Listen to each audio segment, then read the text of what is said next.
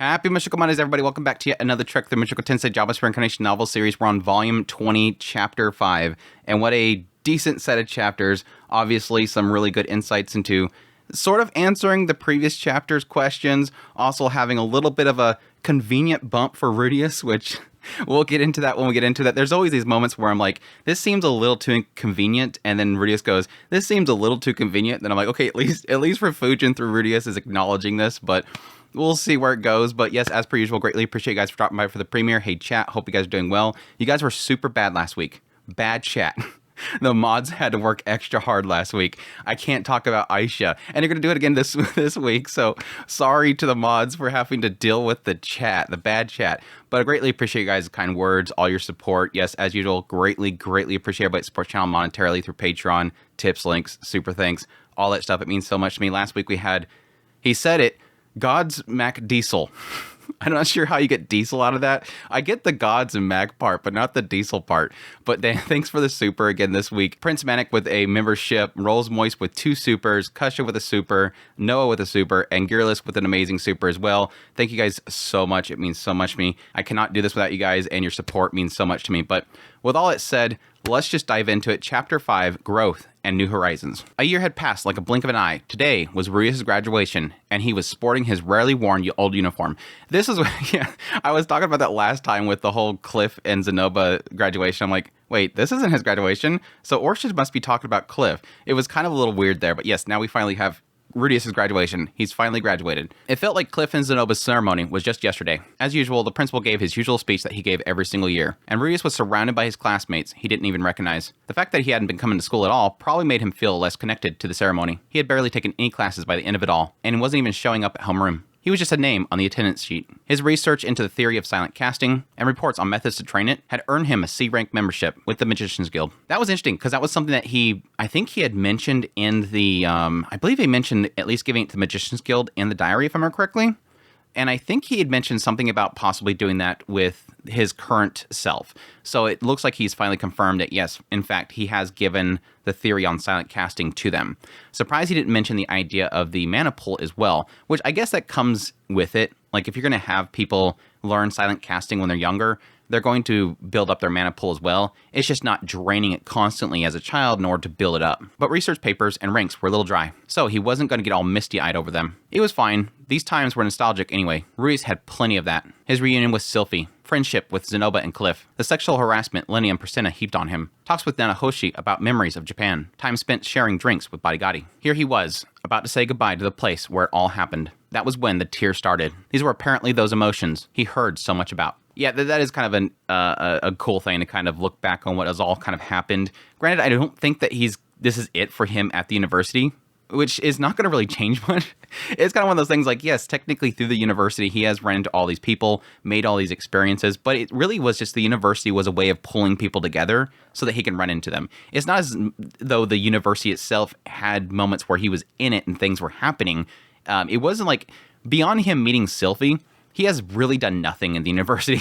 That was like this there. And everything since then has just been, I bumped into them because I was at the university. So it's kind of funny to give it a lot of credit, but it doesn't really need to have too much credit. And yes, I don't really see things changing going forward because he hasn't really been doing much with the university at all. But I still think he's going to probably spend some time there because Norin and whatnot, but we'll see. Plus, he also mentions that, yes, he has kids now, and the kids are going to start going to the university here soon. Over the last year, Rudy's finished spreading roots in the Osran area. He stayed in the Osra Kingdom for a few months and set up the mercenary branch, Zenoba's store branch, and workshop that would manufacture the store's products. This was Ariel's influence, and she wasn't hard to win over. Asking her to cooperate with Orsted, she said that she was planning that from the start. She also gathered people of her faction and held a party. It was presented as an opportunity for them to network with Rudius, or rather, a member of the Seven Great Powers. Yeah, it's like, nobody cares about well, I think a lot of people do care about Rudius, not like they like him, but they know that he's got connections, got powers.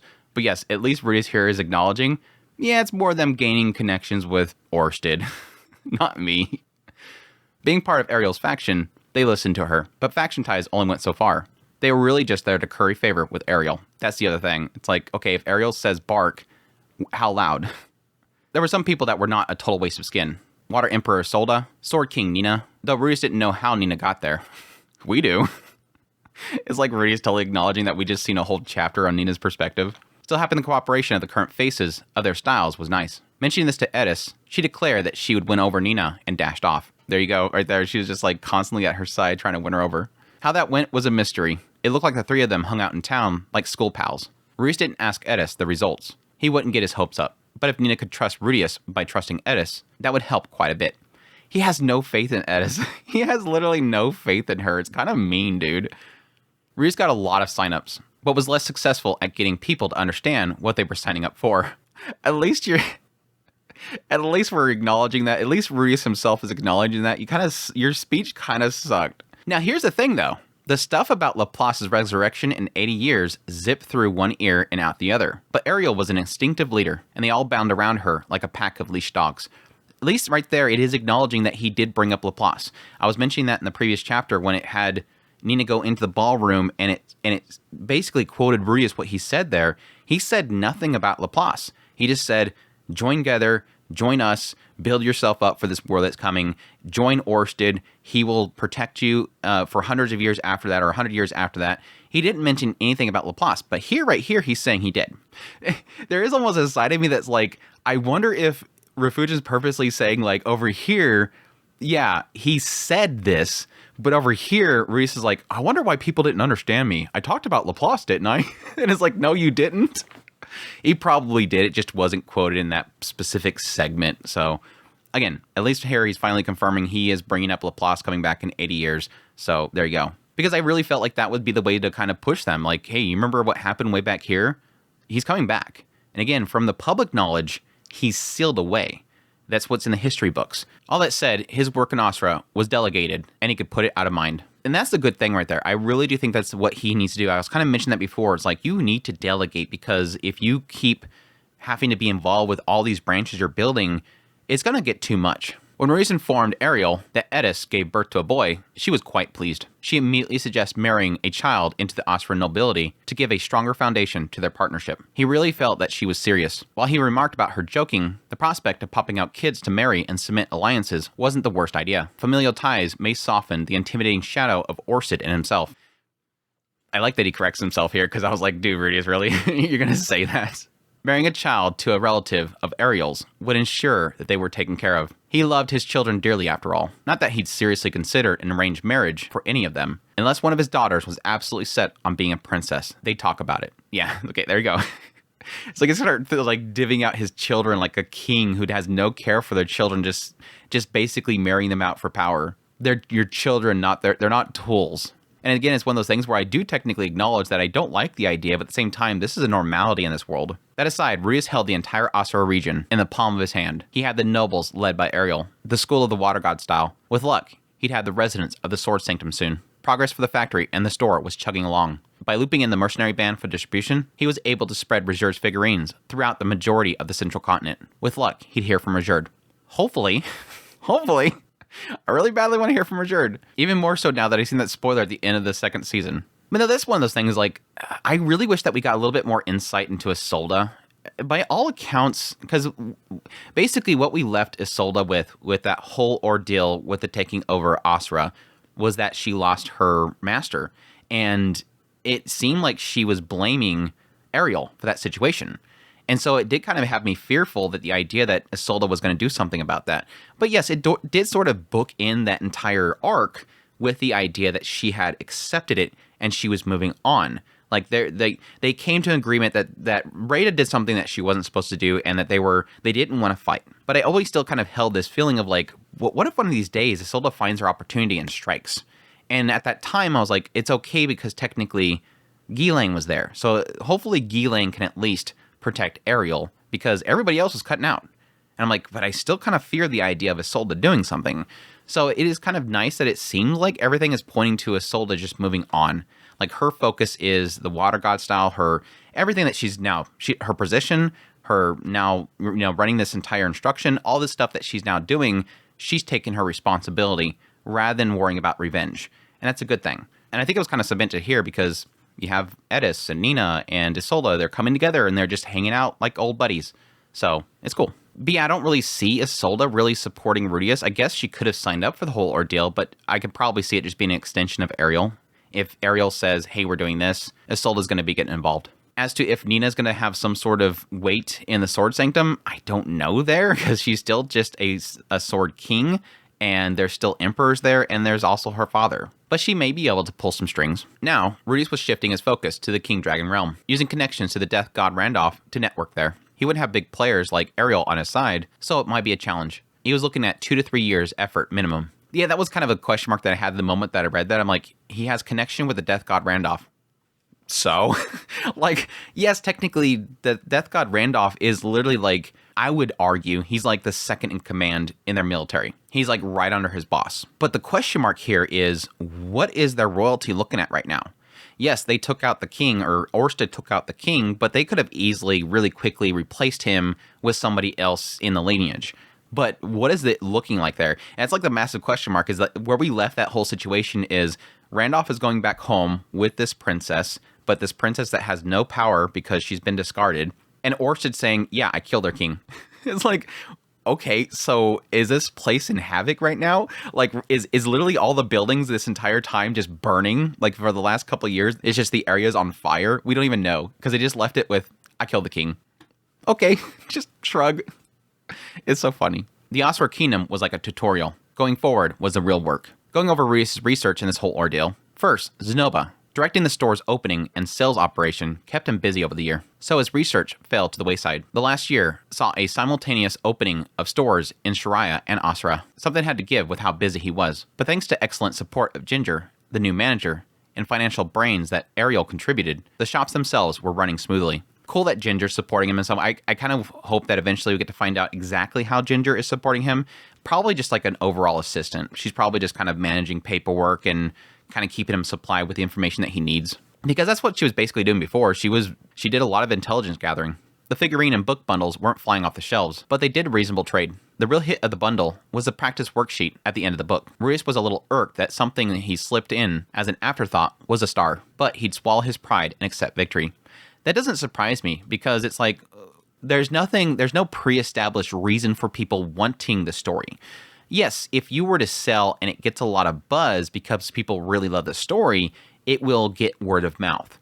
But if you're just putting it out there and it's not selling very well and people aren't gravitating to the story, it's only going to have one asset, and that is the idea of learning how to read.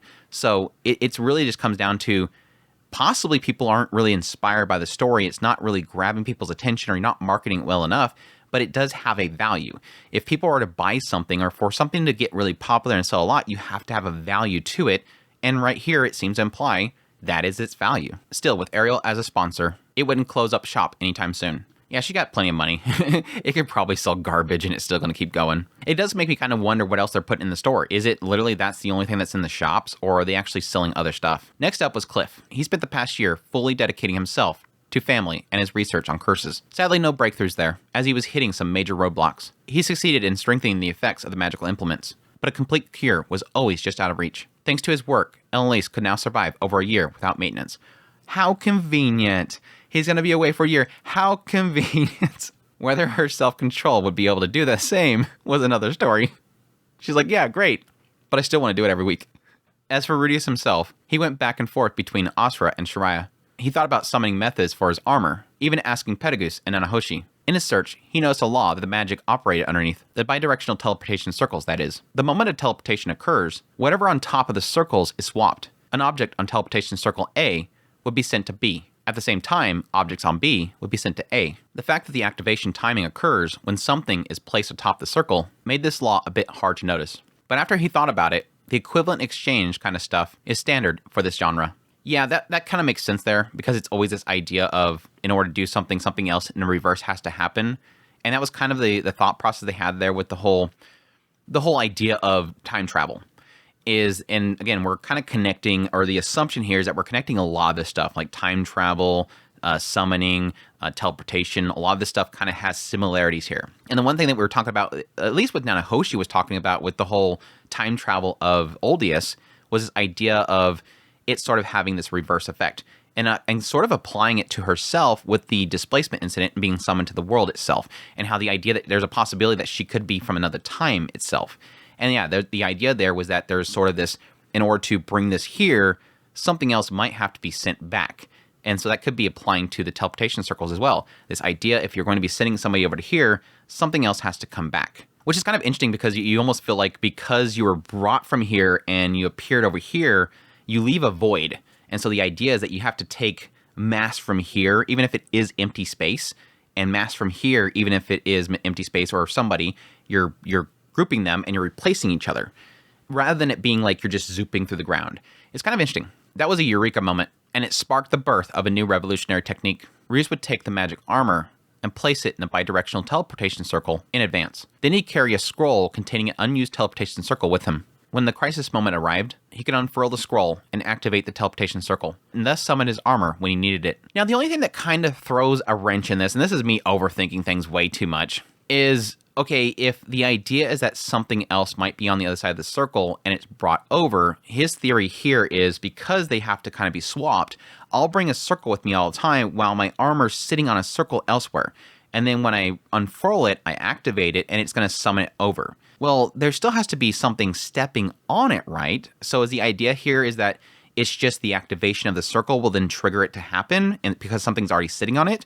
Or is the idea that once he activates it, he has to, I don't know, throw a rock onto the top of it, that way something activates it to swap them? Because over here, again, it's already sitting there. Again, it's me overthinking things. Testing it out, it worked beautifully. So obviously it worked, so my argument doesn't... Couple of snags, however. He would have to carry a huge scroll, and the weight of the magic armor shred the scroll after summoning, meaning one summon per scroll. See, what I would do, this would be me. And now this is me not really knowing exactly how big this is. He says it's huge, and it's really heavy, but I don't know like physically how wide and how long it is.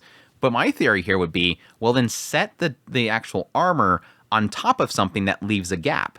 And then when you roll out the scroll, it will be where that gap is, and then you do the summoning, and it will summon it over where the scroll is. What I would do. But if he had two scrolls linked to each other, he could have an emergency escape teleport. The research had a lot of practical applications. That's actually cool as well. The idea that he can have two of these scrolls with him. He's going to have three at this point. He have these two scrolls with himself, and he, I don't know, place one over here before he goes into a battle, and then whenever he wants to, zoop, he just teleports out. It's kind of like what Auber did with that whole like replacement magical implement that he had. Moving on to Orsted, he really came through. He made not exactly a phone, but a tablet for communication. Apparently, it was built with the exact same mechanism as the technique god's monuments of the seven great powers. That's kind of what I was assuming it was going to end up being. I was hoping that he'd be able to kind of make it better, but like it's just that it's like one of those things where he's like, he wants this way of communicating that's similar to this thing.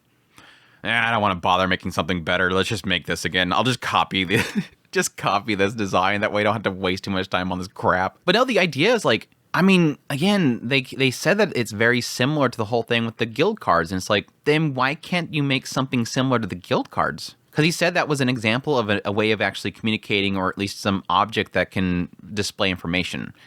But I guess that it specifically didn't have like some maybe long-range communication or something. It seems odd that he wasn't able to pull off something like that if that was an example that was given. Anything wrote on the main tablet reflected on the sub-tablets, each having a main and a sub. They could contact each other through text whenever, but given the massive size, walking around with them would be a challenge. They consumed a large amount of mana to boot, and it was more a fixture at a home base than a portable device, a phone booth rather than a cell phone. My gosh, how many people watching this right now don't know what a phone booth is? Are we at a point now where people don't know what phone booths are? I think people don't know what phone booths are now. I haven't seen a phone... Well, no, I've seen a phone booth, like... There was, like, one in our town. I think they finally got rid of it, like 6 years ago. For now, they would set up the first pair at Ors's office and Ariel's chambers. Rudius could imagine Ariel kneeling before the tablet every night, saying, "Rest assured, my liege, I will defeat those blasted rangers." Isn't that a Power Rangers reference? I can't remember. I was so young when that was out. But no, it doesn't surprise me that it actually takes a lot of mana, because my assumption here is that, okay, if you're going to have this tablet, I'm assuming like this big, like this massive thing. If you have this tablet and you have to like etch something into it and communicate to another tablet, my assumption here is that you're literally having to pour in what I would assume is probably something similar to a teleportation amount of mana here. You're pouring mana into it to push a message to another, like, who knows how far away. And that could probably take a lot of mana. And again, it kind of makes me wonder if this is something that's going to be another one of those things that's kind of similar to teleportation, where the message goes through the barren lands. I don't know that Orsted would do that, knowing that. Like, Orsted has to know that there's this whole idea of teleportation and the actual barren. I actually wonder that. Does Orsted know about... He's got to. He knows that it's Dragonfolk technology and whatnot. He's got to know that teleportation possibly goes through the actual barren world. It's just this idea that, yes, eventually he's got to figure out a way of remaining in there rather than just using the teleportation to go through it. But yeah, if it is using technology that goes to the barren world and Orsted knows that would be a bad thing, because then anything they communicate through with the tablets, unless they encrypt it, unless it's got encryption technology, then the man god's going to be seeing it possibly. With all the research out of the way, it was time to update on the kids. Lucy turned 5 years old. Her birthday was last month. When she got presents from everyone, she was very pleased with herself. She was growing to be a healthy young girl. It felt like yesterday she stumbled through her first steps and words. She had learned to cast beginner tier magic from Sylphie and Roxy's lessons. Her days were spent practicing magic in the morning and swinging a stick with Edis in the afternoon. It was like watching his own childhood. Lucy's schedule may seem natural herself, but to an outsider it may look like a Spartan military drill. Rudius couldn't help but pamper her whenever he had a chance, which may explain why she started shouting Papa and jumping in excitement at the sight of him. They putting her through the ringer. I guess it technically implies that she wants to learn it herself, like she's being a part of it, and it seems natural to her. But yeah, pushing the kid to learn a lot of stuff. Which, yes, because of her being part elf, my assumption, and we haven't really got a full idea of the age expectancy for an elf. And we don't, and of course we don't really have an idea at all about what a half elf would live to. But the assumption here is that she's going to live longer than a human, at least, I would assume. So she could technically be a part of the actual battle itself with Orsted and Laplace. So having her actually get stronger now is actually very important. And hopefully when she gets of age, she can decide for herself as something that she actually wants to do. Her 5th birthday might have kindled a new awareness of her responsibility as an older sister. She started looking out for Lotta and Otis. She also got into her head that Lotta's faithful companion Leo was also a sort of little brother, so she and Lotta gave him lots of pets. At some point, Lucy and Lotta ended up using Sylphie's hairbrush to brush Leo's hair.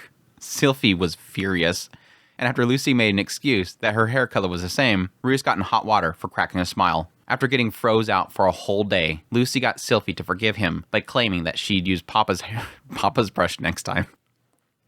It was her version of sticking up for him. While it costed him a brush in the end, it was a price that he could pay. The only brush a real man needs is his fingers.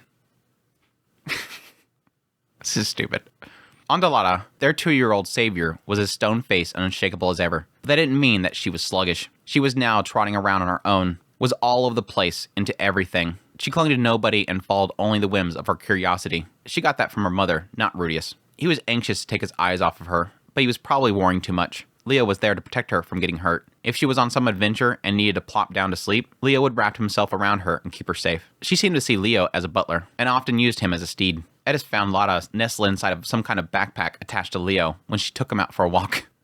Rudius wasn't sure why, but Lotta was taking a liking to Zenith. She would often sit on Zenith's lap and look up at her face. If you ignored the silence, you might mistake it for a touching scene of bonding between granddaughter and grandmother.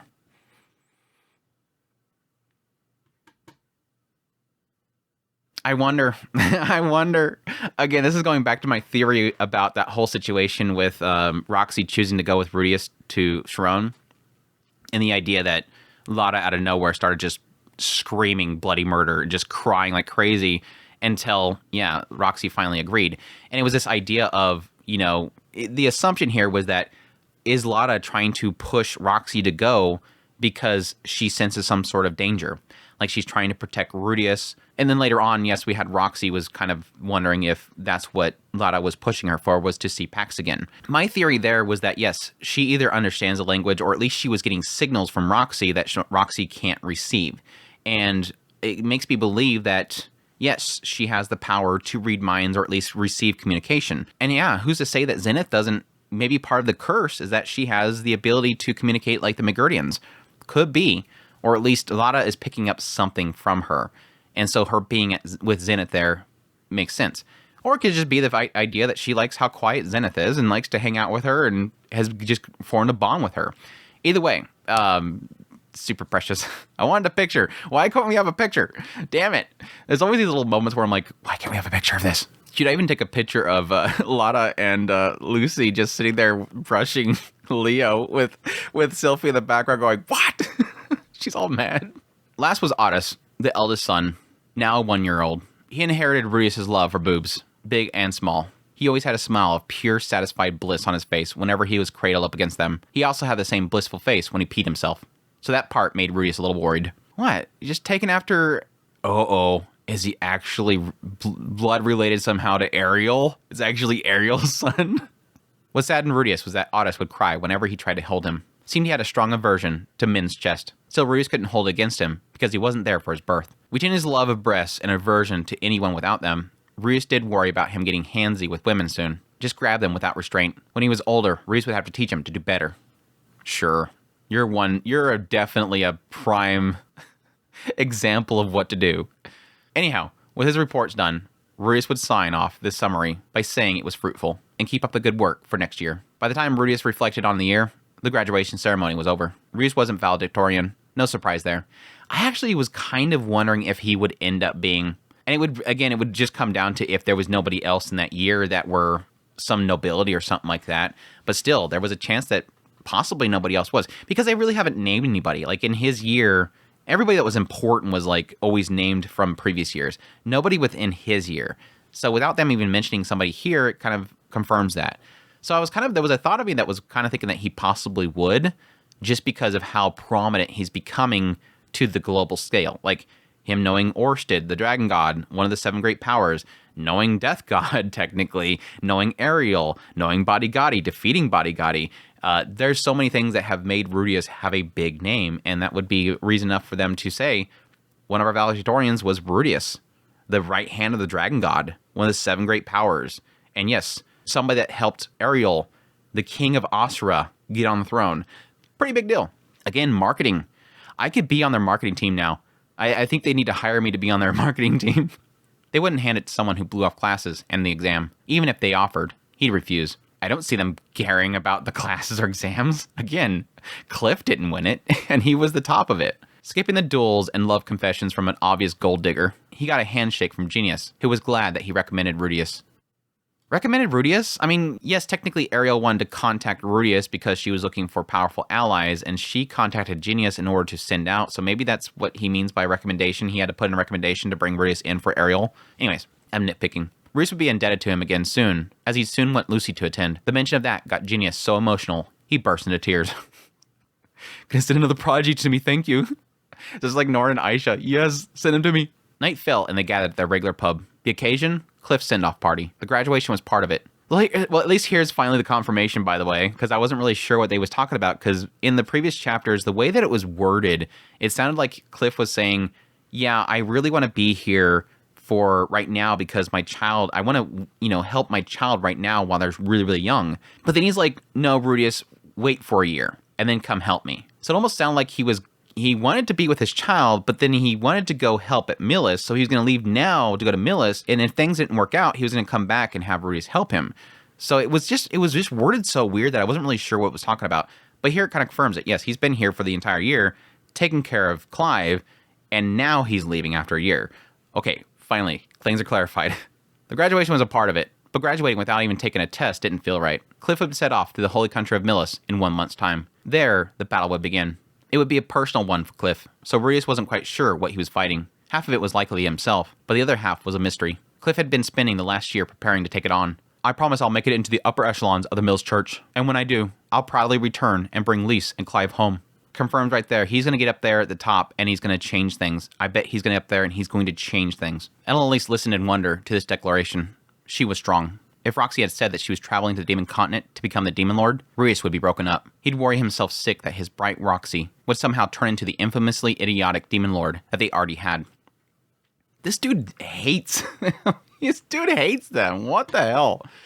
I'm assuming this is supposed to be Demon Empress Kishirika. They call it Demon Lord, but still. He's just so mean to her. Believing someone enough to wait for them was easy to say, but hard to do. You could send someone off with every hope and good intention in the world, and none of that would truly protect them. Eloise looked as if she knew that as she gazed at Cliff. Her belief wasn't blind. It was brave. If she had misgivings, she wouldn't let them show enough for Cliff to notice. Times like these reminded Rudius that her long years had taught her a few things. It was only when the party started to wind down that she corrected a few of Rudius's assumptions. She asked for a moment of Rudius's time, interrupting his harem haven.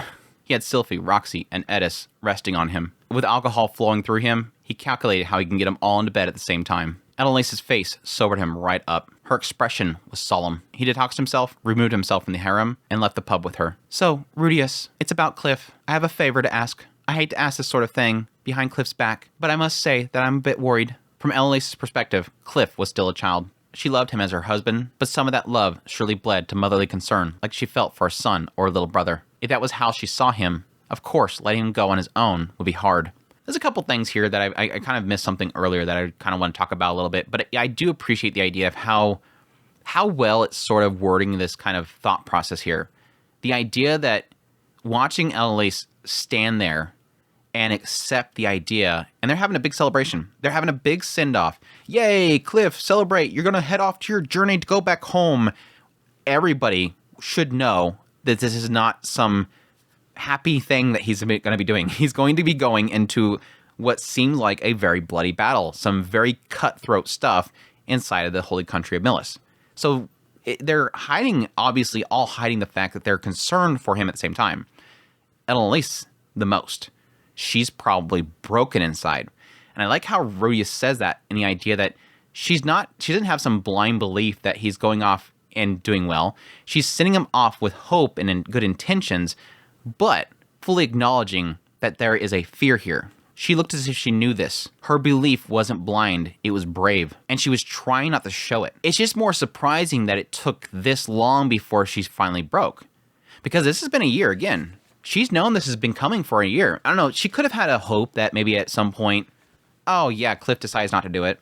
Like maybe he's hanging out with us for a while and then suddenly he goes, nah, never mind, I'm not going to worry about it. Or hey, he gets another letter that says, don't worry about it, I got it figured out. But hey, if you want to come visit, it's cool. Maybe his grandfather just completely dominates and then there's no fear anymore. And then it's like, okay, cool, send him on away. It's going to be safe there. But no, I think she held it for this long. And now it's a month away and finally she breaks. Like, I can't do it anymore. Rudius, you got to do this. I think the only thing that frustrates me is that it's just there's a side of me that almost feels like, okay, so this is all it took for Rudius to change his mind. All it took was Elise going, look, can you go? Okay, sure. Like, it just took Elise saying, hey, can you go? Sure. Like, why wasn't this a thought process this entire time for him? It took Elise saying go, and that was it? It's a little weird, but this is kind of interesting. The idea that, and I don't really find this to be a bad thing, and yeah, I guess technically that's something that a lot of people brought up back when Elise first got with Cliff. It was this whole thing, like, Elise was literally in the university because she was going after youngins. Like, she was literally after the boys. And then, yes, running into Cliff, here's this boy, very young. I think he was like 15 or 16 at the time, I forget. This very young boy, and then suddenly she just goes after him. Which he's an adult in this world. But yeah, there was like this whole like question mark of like this is a young kid, and yeah, obviously Elise being this elf is like, I don't know, we haven't really established it yet, like hundreds of years, whatever. Who knows how long before she was even put in the crystal? She could be 600 years old. Who knows? If you guys know from the novels later on, I don't need to know. But it makes sense for her to see, technically, despite the fact that she loves Cliff, this is my husband, but she could still possibly see him like a younger brother or something like that. Just a kid. Somebody that is not as experienced as she is. Not that it's disrespectful, just not as experienced as I am, and not having seen the crazy stuff that I have seen. He is still young and immature in the world itself compared to me.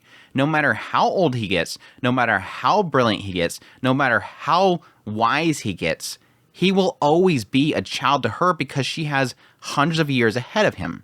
So it does kind of make sense to me in the idea of at least Rudius seeing Elise, seeing him as like a child, as a son, as a brother. So can I ask you to go with him? Are you sure? Rudius was surprised by this. He thought Elise respected Cliff's decision. You only have to watch over him at the beginning. It's important for him to hit his stride, right? I know Cliff can do it, but joining in, especially when everyone else has their little friends, isn't Cliff's strongest skill. She didn't have to treat him like a shy toddler. But then again, Cliff could be like that, considering that he'd never made a single friend besides them during his entire time at the university. That is true. He's not good at, like, when the new year starts and everybody makes their friends and you're one day late, you missed the window. Rudius could see him going to Milis, all alone, shunned by his peers, small, and still determined to do his best. Rudius could feel tears coming on. Still, he wanted Cliff to succeed. Wanted him to rise the ranks as high as he could. That didn't mean that he needed to stand at the top. Just get as far as he wanted. This was unrelated to gathering allies for Orsted. This was a friend's dream, and he wanted to share it with him. That's cool to confirm that, Rudius. That is not all about your... He's done that before, though. But remember, I promised I wouldn't help him. Isn't there anything that you could do? Just the very beginning would be fine, really. You wouldn't have to step in. Just giving him advice when he gets stuck is plenty. Rudius wasn't about to give her the promise between men stuff. He was worried for Cliff. Cliff had ability, but he had weaknesses. And one of them could be bad enough that it could set him back immediately. Rudius didn't want to see Cliff fail before ever getting to use his strengths. In that sense, maybe a little push here or there wouldn't hurt. Cliff wouldn't love it, but you could say that your friend's resources are like extensions of your own. But that's the argument that I made from the very beginning. Again, this is something that was brought up during the Norn and the Mills church thing, so maybe it's just something that really wasn't brought up to Rudius. Is that yes, one of the reasons that he was there, or at least he got a focus of at some point seeing Rudius, was that he wanted to gain allies. So it's not just I want to get stronger and I want to get smarter, I also want to get allies. So why aren't you utilizing what you've built? And now finally Rudius here is like, yeah, technically that's true. Your friends and allies are an extension of yourself. And that's technically kind of a play off of the whole thing with Elise. I'm an extension of you. I'm your sword. Use me. But yeah, talking about like him just completely flopping the moment before he even gets started. I can see that. Yes, his weakness is the fact that he gets all high and mighty and says the stupidest thing. There's like, yeah, if he goes in there and he can't read the room, he's going to mess up before he even starts. But that is a good point, though.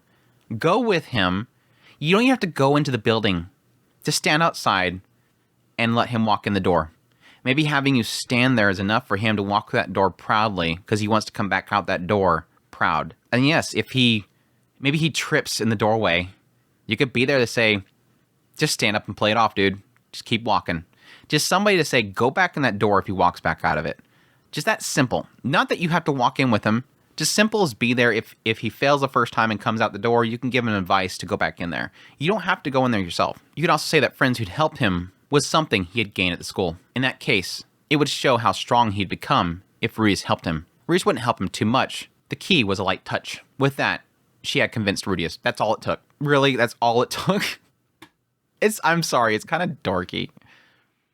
What about ally recruitment? He'd been planning to work in the King Dragon realm while Cliff was in Millis. He had already informed Aisha. Those preparations were already underway. Would changing course to Millis cause problems? It would probably be difficult to set up a Zenobia store to sell demon figurines inside of Millis. But he could set up a mercenary band while he was there. They could use that to gather intel, while waiting for Cliff's success to circle back and get the store off the ground. Alright, I'll go to Mills too. Oh, thank you so much, Rudius. She certainly wanted to go by herself, leaving Clyde in her family's care, but she must have made a promise to raise Clive at home while waiting for Cliff's return. Allow me to say one thing, though. Whether I help him or not will be my decision to make. Of course, that's all I ask. She placed her hand on her chest and sighed in relief. She'd really do anything for her husband. Rudius wasn't dissatisfied with his own wives, but damn was Cliff a lucky man. Soon enough, the send-off party drew to a close. It was time to drag his drunken wives home and tuck them in.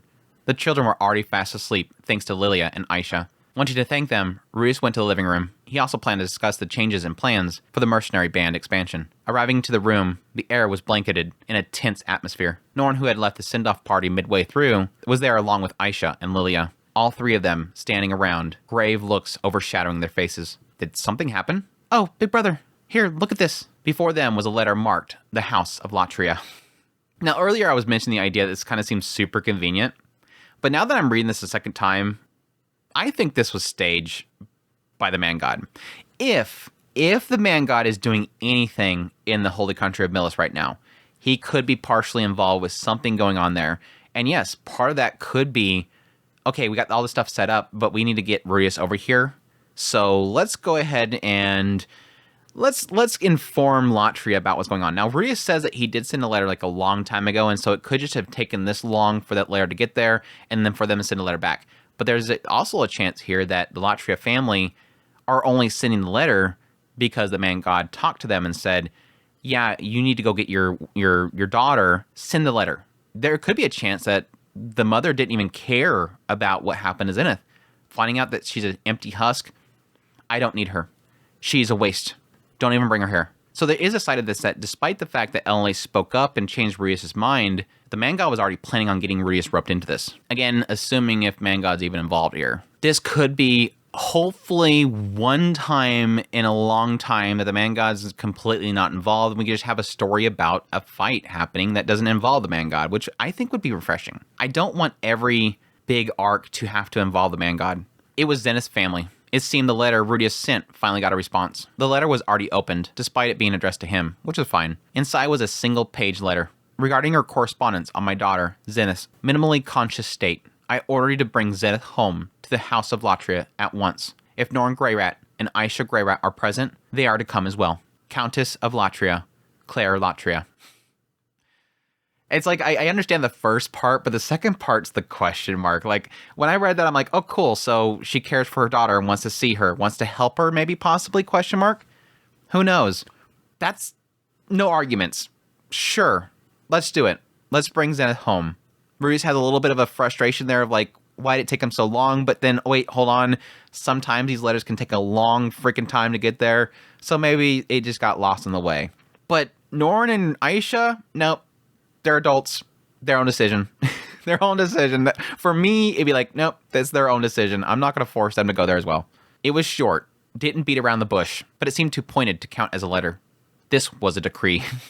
After all this time, Rudius stopped himself mid-sentence. It'd been around 5 years since he sent the first letter. The holy country of Milis was far away, and one-way journey would have taken a year horseback. The postal service didn't work around the clock. Letters could end up sidetracked in who knows what corner of the world. Messengers could always get attacked on the way too. With that in mind, perhaps 5 years was reasonable. Now, here's kind of a question mark here. I mean, this is to assume that Rudius even cares what they think. I mean, he could have just sent the letter as, I just want to make sure they know. I'll just send them a letter, give them an update on what happened, just so they know. Just being courteous. Not really hoping for their involvement. I think after the whole situation with Orsted, the idea of the Latria family having some sort of connections to make a cure that would help her, I don't know. They might be able to use their money and resources to research the whole situation.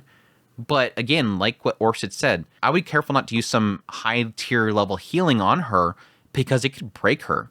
Like, this is something that you don't just heal. So I'm not going to go in there with hope that the Latria family is going to get somebody at high tier healing and boop, she's suddenly healed.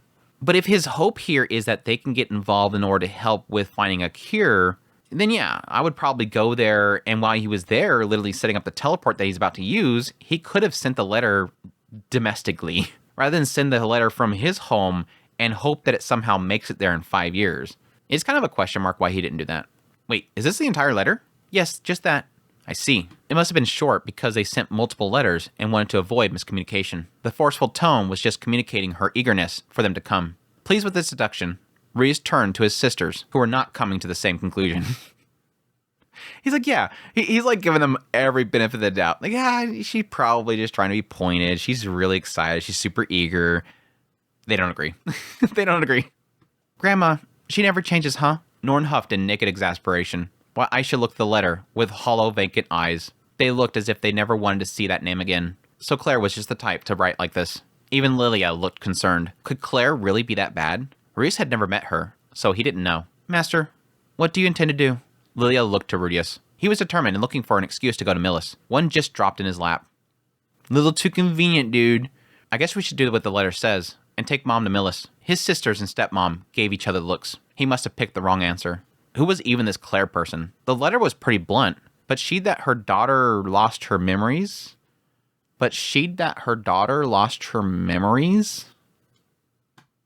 Already. Yep. But she'd that her daughter lost her memories. It's so stupid. I don't even know what it's trying to say. That's the problem. This is like one of the worst one. Like, yeah, the letter was pretty blunt, but she learned that her daughter lost her memories and was in a semi-comatose state. What parent wouldn't demand to see her daughter knowing that she'd gone through that? I guess that's what's going for. That's like one of the worst ones that I've seen yet. And we have another one right after this. Rudius was sure that Latrius had been looking for her too. Zenith might been a little bit of prodigal daughter to them. Zenith might been a little. They might just be simplifying that one. I'm not going to look that one up. It should be Zenith might have been a little bit of a prodigal daughter to them. But according to Paul, they invested a lot of money into search and rescue squad. So Rudius owed them for that. And given that they seemed to have the power within the nation of Milis, It was well worth the effort to meet them. Reese brings this up later, but it's like one of those things like, yes, technically they do have a lot of power. Millis, very prominent. But they're technically an opposing group. They're technically opposing group, which is something that I sort of kind of forgot at this point, but it's interesting to get back into. Well, I figure I'll be going to Millis at some point, so we may as well knock out 2 birds with 1 stone. Sounds like a perfect stop while we're there for work. Huh? Wait, big brother, hold on. Weren't we going to the King Dragon Realm next month? Of course that had been the plan. Reese wanted to build up a mercenary band in the King Dragon Realm, make connection with the Death God Randolph and Queen Benedict, and obtain the sponsors necessary to maintain the Zenobia store. And he wanted Aisha to help him with that. Just like the experience in the Ashra Kingdom, he needed Aisha to come with him to set up the mercenary band branch. She and her deft hand, with recruitment, would be key to getting everything in order. The first month would be to put all the parts in place, and the second month would be Aisha to slowly let it go until it chugged along independently. She had the magic touch for this. Given the contents of the letter, I think we should go sooner rather than later. Think of it as prioritizing Millis and saying hi to Grandma while we're at it. Aww. Aisha pouted in deep displeasure. She might have become an adult a few months ago, but she wasn't done with this yet. Suddenly, Norn stood up. Brother, I don't want to go. She said it loud and clear. Not I won't, or not I can't go, but I don't want to go. She didn't pout like Aisha either. Her expression was stern. She then continued. This is an important time for both my studies and the student council. I can't afford to empty my schedule for several months. Well, yeah, that's fair. Reese might have graduated, but Norn was still in her final year. For one more crucial year, she had to attend to her classes, take tests, and have a real graduation. Unlike him, Norn spent her first 6 years at the school actually going to it. Leaving that now would undo everything that she worked for. Oh, big brother. Oh yeah, the rice. We have a big harvest of rice coming in that you love, so I can't go. I should sound like she'd come up with it on the spot. This was truly a lame excuse. Aisha had already hired... This is so like a kid's thing too. It's like one of them somehow gets an excuse in there, and then they're like, oh crap, we can actually get out of this. Let's think of something quick. I love it. Aisha had hired people from the mercenary band to build up the rice paddies on the outskirts and then plant them. He also knew that she had hired a manager to handle everything, and that Aisha herself wasn't going there to do it herself anymore. I have more crops coming up. I have to work on the rice fields. You don't do it anymore. What are you talking about? You delegated it. Reese could have pointed this out to her and forced her to come along, but Aisha was a fickle worker. Dragging her along would sour the mood, and then she'd be a lump that he had to drag around instead of an asset. But he also couldn't do much to set up a mercenary band if she didn't come along. He couldn't do what she did. Oh wait, just because she was in Millis didn't mean that she had to visit Claire, right? Alright, Aisha. If you want to avoid her that badly, I won't force you to see her. But at least come to Millis with me. We'll visit the Latria family, just me, Lilia, and Mom. So you can focus on the mercenary band. Hooray! Thanks, bro! I just smiled from ear to ear. Wow, what a reaction. She hated Claire that much. Yes? Yes? Did you forget that whole segment? Again, this is another Rudius memory moment. Did you forget that whole segment that she just was absolutely poisoned by those people? God, dude. She was treated horribly there. On second thought, Lilia, of all people, was letting Aisha get away with it. Normally, she would scold that kind of cattiness with a whack on the head. Understood, master. I shall attend with you. Yeah, I didn't realize the first time I read that, but yeah, Lilia didn't say anything. Aisha just pouted, threw a fit, got what she wanted, and Lilia did nothing. I think that's literally her seeing Aisha, obviously, as an adult now. She's 15. Hands off. Very interesting that was pointed out. Lilia bowed her head as dispassionately as usual, but Ruiz got the feeling that she didn't want to see Claire any more than Aisha did. Considering her position, Zenith was a follower of Millis, meaning that her mother almost certainly was too. Ruiz didn't know what Millis thought of bigamy, but given that the teachings explicitly forbade the practice, he didn't think they want to give any wife after number 1 a warm welcome. I don't know why he wouldn't see that the mother would be a follower too. This is a weird train of thought here. I'm not sure why he wouldn't think that Claire would be a follower of Millis. Thank you in advance, Lilia. Oh no, I'm simply doing my job. Stop calling it a job. So the care was a full-time job. Lilia and Aisha could help. If Ruiz didn't have at least one of them to come along, then they'd be in trouble. Alright, Aisha, with that out of the way, can you get started on switching the destination to the holy country of Millis? Okie dokie. When are we heading out? Let's see. He thought about matching Cliff's departure. They didn't have to, but there was a bit of a distance to cover between the teleportation circle and Millis itself. It wouldn't qualify as helping him, so they might as well go together. How about a month from now? Gotcha. Still, his grandmother, huh? He wondered what kind of person she was. He had to admit that Norn and Aisha's reaction had him a bit scared to find out. Yeah. Plans were changed from the King Dragon realm to the holy country of Milis. Aisha grumbled the whole time, but she made the preparations. She got to work drawing up and refiling the paperwork. From what Ruiz could tell, it detailed what sort of personnel that she'd need in each company. They didn't have a foothold in the nation's government this time, so anything they wanted to do, like recruiting, was going to be a long process. For now, the goalpost was set for about half a year. Once they'd been there for that long, they could assess whether or not they had something, or if it was a lost cause. Mentioning it to Cliff, he smirked, not seeming bothered. I had a feeling you'd find a reason to tag along, and that was that. It was a really comforting reaction, really. Reese wondered if Cliff had actually been concerned, as though he felt left out by the fact that Reese didn't demand to go, like he did with Zenoba. Cliff may have feared that he was less of a friend. Altogether, there was 4 people heading to Milis with Cliff. Aisha, Zenith, Lilia, and Rudius. Since the household would be short-handed for skilled caretakers, Sylphie would be staying at home. Roxy said that she had some bad memories with the holy country of Milis, on account of being a demon, so she was staying back as well. Edis wanted to go, but Lilia was categorically opposed. She felt Edis would be best kept away from Latria household, as it surely would have wrepped in conflict.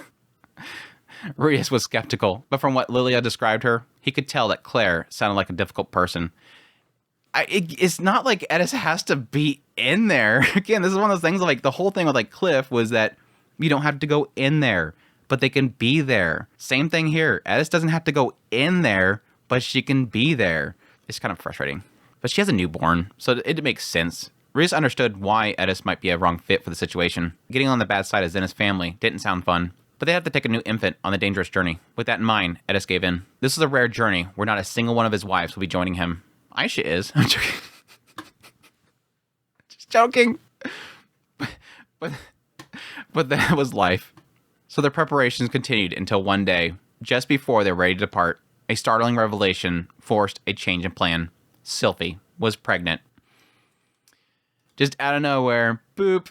Chapter 6, onward to Milshin.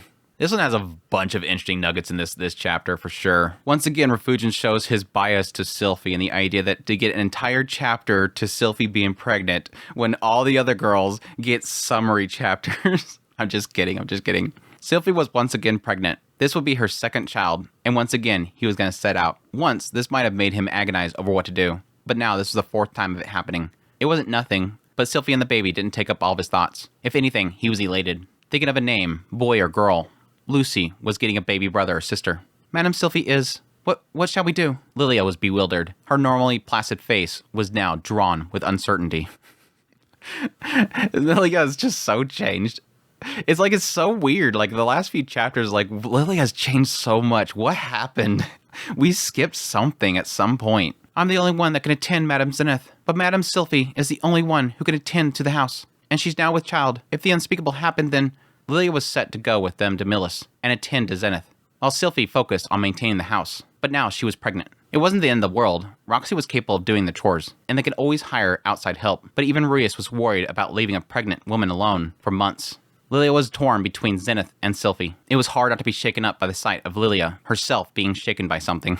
That's true. It's like Lilia's always so stone-faced and trying to keep calm about situations, and out of nowhere she's suddenly panicking. It's like, okay, now you're making me panic. You're not supposed to panic. Maybe it was best to tone down his goofy celebration. When Maurice decided to serve Orsted, he was fully prepared for the possibility of having to leave behind a pregnant wife for work. But now, thinking about it, he always made the choice based on Lilia and Aisha being there with his wives. Suddenly, he started doubting things. Yeah, that's true. He's technically bringing both of them away, and that's something that they typically tend to, but again, there's people and experts that can actually take care of the situation. Again, this isn't her first time. So yeah, while on one end, I do agree with the idea that there is a little bit of uncertainty here because Lilia is so skilled in that, and of course, Aisha, in comparison, being a part of that process and being walked through it, they're both very skilled for this process. But again, Sylphie did it once before by herself with just Aisha, and yeah, there's experts and stuff that can actually help her. I'll be fine, you know. It's my second time, and I have Roxy and Edis. I even have Grandma, and that's the key thing. Eloise has been through it a lot of times. She is more experienced than anybody. So yeah, technically having her always present is perfect. I mean, Cliff is leaving too. There's no reason why Eloise can't stay with them with Clive. This was true. It was her second baby. She knew better what was coming and had more people to rely on. Roxy spent a lot of time out of the house, but if Elise could make regular check-ins, that'd be the best. Even Edis would do something if there was an emergency. Before, all they had was Norn and Aisha in the house. From that perspective, they were in a better position than back then. It wasn't like they were going to be gone for a whole year either. Yeah, we'll make something work. You got me to protect you. I'm away during the afternoons, so I'm still a tad worried, but you always have people around you, so I believe that you won't be in much danger. It's like, Edis is like, whatever, I got this handled, and Roxy's over here like, yeah, we should be fine. Lilia glanced to Lotta, who was tugging at Roxy's robe. But we have children in the house now, which means more work to do, and you never know what could happen. This was true. Lucy and Lotta were both rambunctious little squirts. They could never attack Sylphie out of malice, but Lucy could accidentally misfire a spell that could hit Sylphie. Maybe Lotta would ride Leo out the door and Sylphie would fall trying to rush to stop them.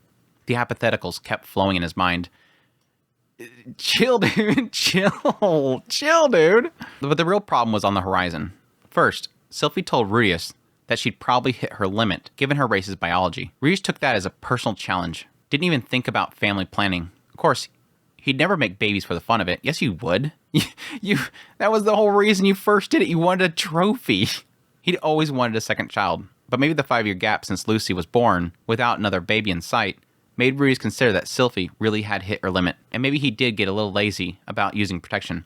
I'm curious about this whole race's biology limit thing. I mean, the assumption here is that when Sylphie first talked to Rudius, she said, because my race, it's very hard for us to get pregnant. We have to do it a lot. And he's like, yeah, great, challenge, gonna do this. Yeah, let's just do it every single night, yeah. And then finally it happened. It took a long time. Even Sylphie was telling Rudius, you might want to find a mistress or something to have a child if that's what you really want, because it's gonna be hard for me to produce a child for you. She was considering him having a second wife just for the sake of having a child because it was gonna be so hard for her to get it. Her saying a limit implies the idea that we typically sometimes can only have one child. We have one child and that's it. We can't produce another in a lot of cases.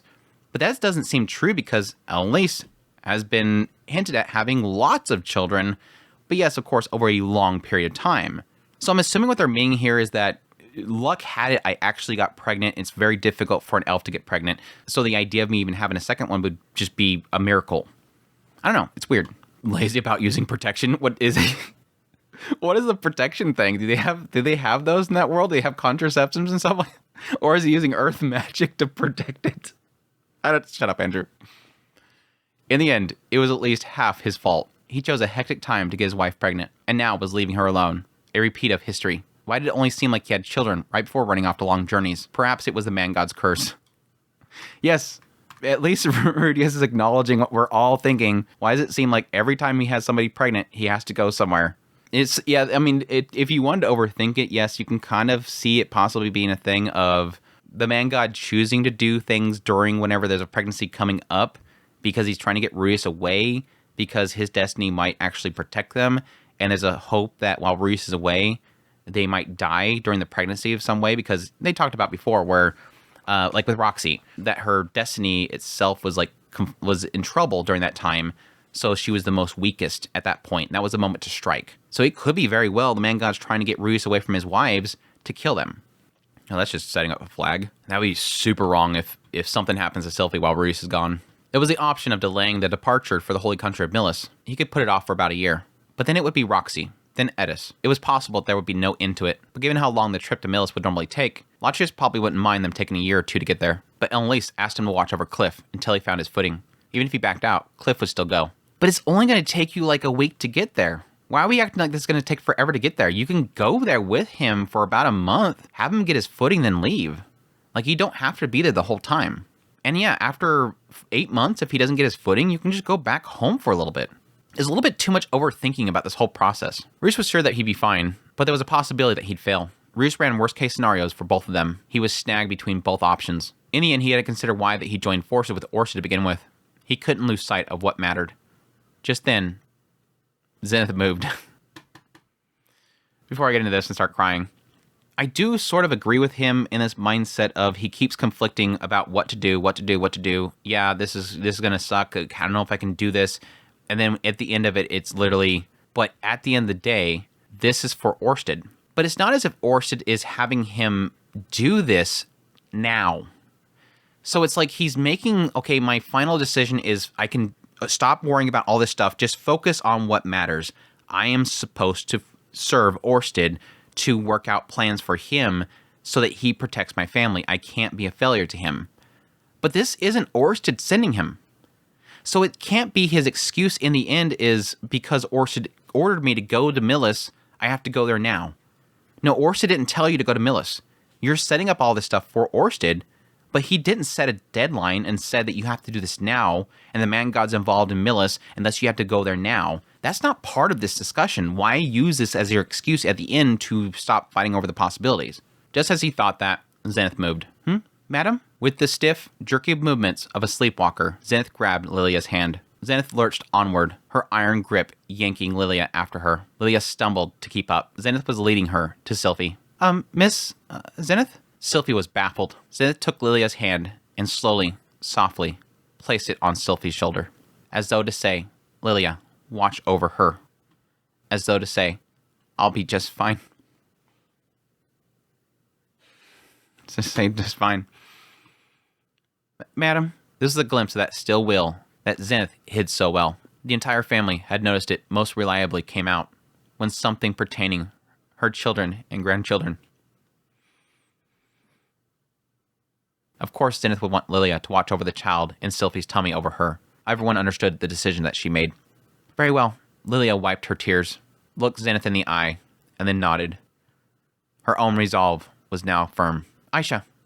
Yes, ma'am. Aisha shouted as Lilia command snapped her out of her daze. You'll attend Madame Zenith's needs in my place and see her to the Latria residence. No buts. Got it. Aisha froze for a moment. She really didn't want to set foot in the Latria property, but she wasn't going to bust up this touching scene. Master Rudius, I believe we're decided. Do take care. Yeah, thank you for everything. With Lilia there, tragedy would be impossible. He could do his work with no worries.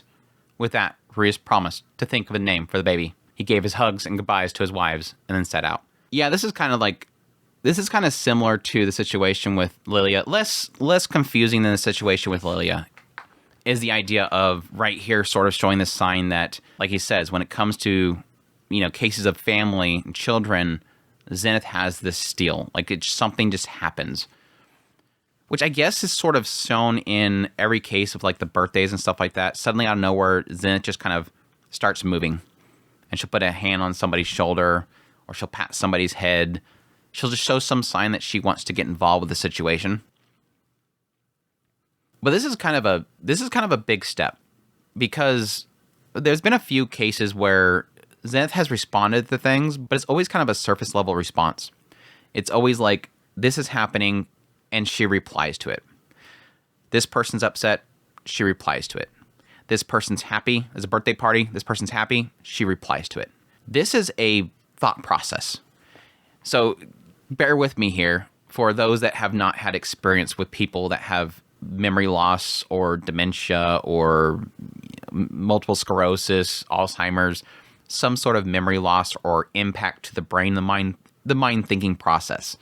One very difficult thing to deal with in decay of the mind or memories is producing, once again, the steps in a thought process. It's one of those things that we all take for granted, our thought processes, but the moment that somebody loses it, it's just kind of difficult to reteach them how to do that. It's almost this kind of, in order to get to D, you have to go A, B, C, D. And for a lot of people that have some sort of damage or decay, you can't get to D. You get to A to B, and then you reset to A to B, reset to A. You might get to C, but you're back to A again. And it's frustrating. It's frustrating to have to help somebody through that process and help them get to that destination, that inline. And why I bring that up is because right here, this is a process. This is going on. Reese needs to leave. She's pregnant. Lilia can't stay with her. She needs to leave. She needs to stay. So we have this conflict of where Lilia goes, if Aisha will stay or go, if Norn's going to go stay or go, is Sylphie going to stay or go, is Ed... All these individuals are involved with this process, and Zenith figures it all out, grabs Lilia, possibly knowing that Lilia, the only reason she's going is for Zenith. She's grabbing her and taking her over there and saying, stay here. That means that she's acknowledging the pregnancy, acknowledging that they're leaving to Millis, acknowledging that Lilia is only going to Millis because she has to be with her, and again, acknowledging the idea that Lilia is needed at home because of a pregnancy. This is a lot of things for somebody who has lost their memories to connect everything, especially when she can't even speak the words that she wants to say. She's understanding things at least, and she's understanding who's important and how to triage the situation. That's huge. I mean, Lilia is crying. I'd be broken in that situation. I don't even know how anybody else is not completely broken in that situation. It shows that Aisha had to get snapped out of something, so she's shocked. But I would expect the entire group should be like floored by this. But again, Ruiz is mentioning that this is something that she's done before, which is huge. And again, it's something that I've always kind of mentioned several times before, something that impacts me more than anything. And that's the thing that I've always been struggling over Zenith's entire story right now, is how personal somebody not having anything, but more possibly showing signs that they're possibly recovering. Because that's something for somebody like me, seeing somebody that's in that state recovering,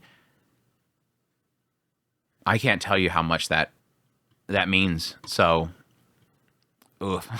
But moving on, so I don't cry anymore.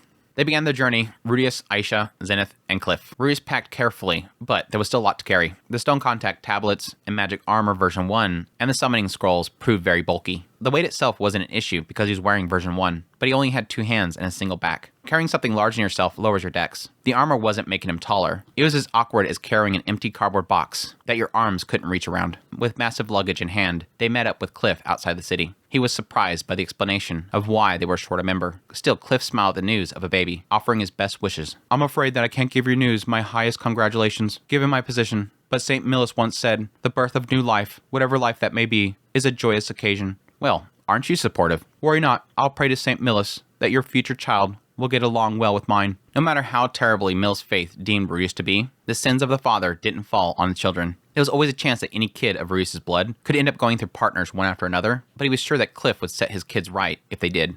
Wait, that was Rudius's job. This is an interesting concept because I don't think they've actually gotten this before. Me being somebody that is, I'm not like super into religions across the world or anything like that, but I do find it interesting to sort of get a pretty decent surface level knowledge about something. So whenever it comes to something like the Mill's faith in this series, I am very intrigued by it. That's like the whole chapter, Norn in the Mill's church. It was so cool to kind of get this little insight into how the religion itself sees somebody working hard, or the possibility of sacrificing somebody else for a greater good, or the trust in somebody else, putting your faith in somebody else and their strength. All those kind of things that were mixed up in that chapter that I found really interesting. And again, what I said back there during that chapter was this idea that despite not being a believer in the faith, which at the time Norn was very surface level, like she learned about it and everything, but it wasn't like she was a devoted believer. She even had her doubts there. But it was this idea that despite the fact if you believe in the religion or not, there's still knowledge there that you can pull from it. Even if you don't believe in the idea of a greater being that is sort of embodied within that story, you could still understand the wise words that can be told in it that will benefit your life, basically. But anyways, that aside, so any little kind of tidbit to kind of get an insight into what they believe in sins or whatnot, basically, is sort of interesting to me. And right here, it is kind of putting into play that, yes, the Mill's faith is not too happy about Rudius because he has multiple wives. They don't like that idea. But at least it is pointing out here that despite he has multiple wives, and despite that he has multiple children with those multiple wives, the sins of the father does not lay upon the children. So anybody underneath Rudius, his children, could technically be completely clean and be a follower of the Mill's faith without having to be persecuted for their father, which is really cool. Now, whether the people themselves will follow that or not, that's the question mark, because I think there's even a lot of faiths in our world where despite the fact that somebody is not their father, they will often be judged for their father, even if their religion says not to do that. But yeah, I like that. Yeah, Cliff is going to, of course, set them straight, but yeah, Rudius, you should be doing that.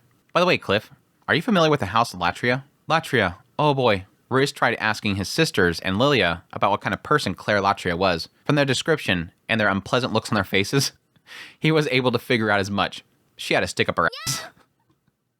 Norn averted her eyes and said she only remembered being scolded and being called a slacker. Aisha sighed and said Claire would get mad at her and demand her to stop embarrassing Norn. Lilia answered that she deeply values lineage and religion. I like how Lilia is the only one that's like, She deeply values religion and lineage. Which, yes, those two right there that she brings up is what causes those two with Aisha and Norn. Let's make that point. Basically, it sounded like the three of them got nagged incessantly about the family structure and marriage history while they were stuck in that house in Milshin. But Claire wasn't going to get to Rudius the same way. Yeah, it's funny because as I'm reading this segment right here, I'm already getting my theories on what I think is going to happen the moment they walk in that building. And I think I'm pretty much of two minds here. The first one is kind of where I'm going at, the direction I'm going at, which is, remember that the Latria family is very tied in with the Temple Knights.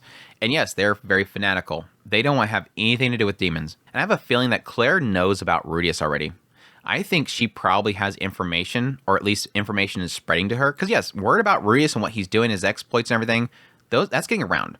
Now, granted, how far out is the question mark? I mean, we already have as far as Astra Kingdom, and maybe possibly further than that, information is getting out there. And yes, Rudius is jumping around in different nations, and people are learning about Rudius. But how much about Rudius is the question mark? Specifically, how much personal information is getting out in rumors about Rudius. As Rudius' word is getting out more, and rumors getting out more, and the exploits that he does around the world is getting out more, people around the world are wanting to know more about him, and they'll get more personal about what they know about him. And this is a very predominant family. It's a possibility they have information networks that they can dig into. They can look into who Rudius is the moment they got that letter. But my first theory here is that Claire possibly knows who Rudius is, who he's married to, and again, based on their standing with the Temple Knights, she might hate Rudius already before he even gets there. And that could be why she wrote the letter as pointed as she did, plus specified Aisha and Norn. The reason why she specified to bring Aisha and Norn is because she wants to take them from Rudius, if she knows that they're with him. Because she wants to disconnect their family from Rudius.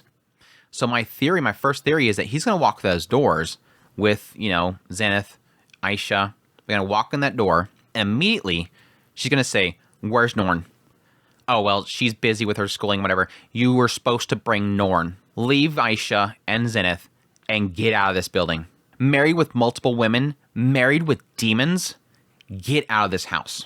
That's my first theory, that she's literally going to kick him out and say, "Leave Zenith and Aisha here." And that's going to probably turn into a conflict with him having to butt heads with them. In the second theory, it kind of goes into an A-B territory where one end is going to be Rudius having to deal with a very nagging and annoying grandmother that he might possibly butt heads with, or at least he's going to have to internally keep telling himself, chill, this is Zenith's family, let's try to make good here. He has a major change in how he views parents, and he's going to probably try to be very flexible to work with her, to not ruin their relationship, that he's going to want to have at least keeping some ties with them. And yes, part of it is politically. But there's also the B category here where I kind of think it could be a thing where, yes, she's really mean and whatnot, and he's having to suppress himself. But at some point he realizes it's a motherly thing. Like Zenith and Aisha and Norn, they just really couldn't stomach it enough to realize that back behind this really stern self is a mama bear. And I think he might see that through Zenith. He might see possibly how stern she is at first, but might possibly catch a glimpse that Claire is devastated seeing her daughter. And gosh, I just realized that if that's the case, I'm going to be broken again seeing a mom welcoming her daughter who's broken into the family. Oh, gosh damn it. Because sadly, it's like it doesn't feel like anybody has broken for Zenith, and that's what sucks. Like when they came back home, and I understood that, because Norn and Aisha were away from their mom for so long, they didn't have any bonds with Zenith. Norn was broken up about Paul because she was with Paul for most of her, at least knowledgeable life, like remembrance of life. Aisha was never really close to any of them. She was with mom, learning how to cook and stuff for Rudius later on. Lydia's the only one, sadly, that I think has ever gotten really emotional about Zenith. And that's what sucks. And most of the time, she's hiding it. It's only been recently that she's finally showing that. So it's sad that the first person, possibly, again, because Zenith hasn't been there for forever. Her mom could be, like, totally disconnected emotionally from her daughter. But if she's a real mother, The moment that her emotionless daughter comes walking in that door, I don't know why she wouldn't just freaking break the moment she walks in that door. Shut up, Andrew. If Claire doesn't break down, I'm sold on the idea the moment they walk in that door, Claire is going to keep a stern face on. She's going to be a tough cookie. At the very least, a tough cookie at face value. Behind the scenes, she could break. But I have a feeling she's going to keep a stern, dominant face on the moment they walk in that door. That family is so predominant and in the position it is because they're probably stern. I'll lose it if she cries, though. I don't even know who this Claire person is, but I'll lose it when she cries. I don't like her, by the way. I just don't. That whole thing with Norn and Aisha bugs the fire out of me. And again, I can see that being a possible misinterpretation based on how just very stern she was. But damn, from what Norn's whole backstory stuff was, I'm like, oh gosh, this woman's nasty. Oh, what she did to Aisha.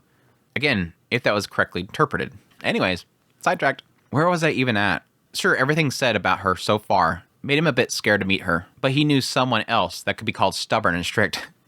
He might have passed away, but Saros Boreas Greyrat. The ideals he valued might be different from Claire's, but he was just as much of a stickler for them. Rudius and him found common ground after he showed him proper etiquette. Plus, Claire was human. If she valued lineage, then Rudius technically had the blood of both Latria and Greyrat. If she valued religion, well, that part scared him a bit.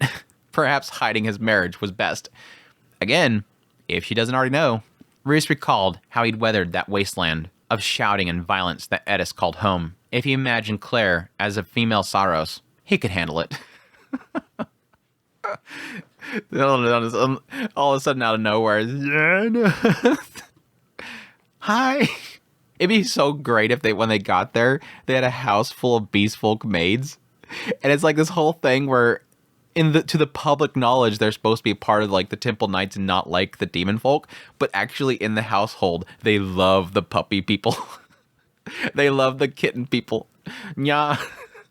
Gosh. It was quite possible that time made his family's memories of Claire harsher than they really had been, and that Claire was only harsh out of love for her family. Again, that's a possibility. Just like Regerd. No, there was no way that Rudius would stop a mother and child reunion, but he figured gathering a little info in advance wouldn't hurt. Finally, back to what Cliff responds with. I feel like it's between me talking and this all inner dialogue. Oh, that's right. He'd asked Cliff what about the Latria family. They're a house of note, particularly as leading figures of the demon's expulsionists, who produced many of the top Temple Knights. I see. The Temple Knights. Rudius recalled Aunt Therese was a Temple Knight. He wondered how she was doing. That's right. He should actually go see Therese first. I don't know if that would help, though, because she might still be at the port city. But at least she could tell him, like, what to look out for and how to communicate to the mother. She might be able to give her pointers. I was young when I was last in Millis, so I don't know the details. But I've heard from Norn that they're quite strict. Norn placed a lot of trust in Cliff. He listened to her vent her problems when he was still in school. It seemed that some of those talks were about how she was branded a good-for-nothing during her time in the Latria home, about how she was constantly compared to Aisha, about how she was called a failure who lost to a bastard child. Again, that was the part where it's like, if that was true and they didn't misconstrue that, it's going to make me very difficult to like her. And again, that's that sign of like what Cliff said earlier, or at least Rudius was drawing from that, is that the Millis faith, supposedly, the sins of the father does not play upon the children. So why do they see Aisha with disgust like that? Again, it's one of those things where there's a lot of cases where that is in the religion, but they don't follow it. They're supposed to, but they don't. It's almost as if her idea of lineage and everything is more important than her own faith. Smack her. If they go in there and Claire literally turns to Aisha and say, it's the bastard child again, smack. Like Rudius just like teleports next to her. Just like the whole like, and then just a slap. Like the whole like Mortal Kombat thing. Cliff always responded to her by saying, you mustn't compare yourself to others. Instead, strive to surpass the person you are now. Norn followed that advice until she became a student council president. She never said as much, but Norn obviously held a deep respect for Cliff. It didn't reach the point of romance. She's not into you. She's not into you. But maybe, if Elise wasn't there, Norn and Cliff might have become something more. If that happened, then that'd be a marriage between a demon expulsionist, Latrius, and the demon integrationist, Grimoires. Again, it did it again. Grimoires. They did the grimoire thing again. Seven Seas, it's not grimoires. It's grimoires. There's an I in there. Wait, Norm was different. She was Paul's daughter, a gray rat, not a Latria. She didn't have anything to do with the Mills Church's political strife. Personally, I can only pray that you don't join the House of Latria and become my enemy. Come on, Cliff. There's no way that I'd ever fight against you. I trust you, of course, but there are times when the choice is already made for us. Cliff trailed off and then snickered to himself. Thinking about these relationship dynamics was already making Rudius' head hurt. The Latrias were temple knights and demon expulsionists, making them Cliff's enemy. Perhaps Rudius should think carefully before building connections with that house. Grey rats and Latrias might have been related by blood, but Rudius was first and foremost a Grey rat from Shariah. He didn't need to be anyone other than Rudius Grey Rat, the right arm of the Dragon God, and a subordinate to Orsted, and friend to Cliff.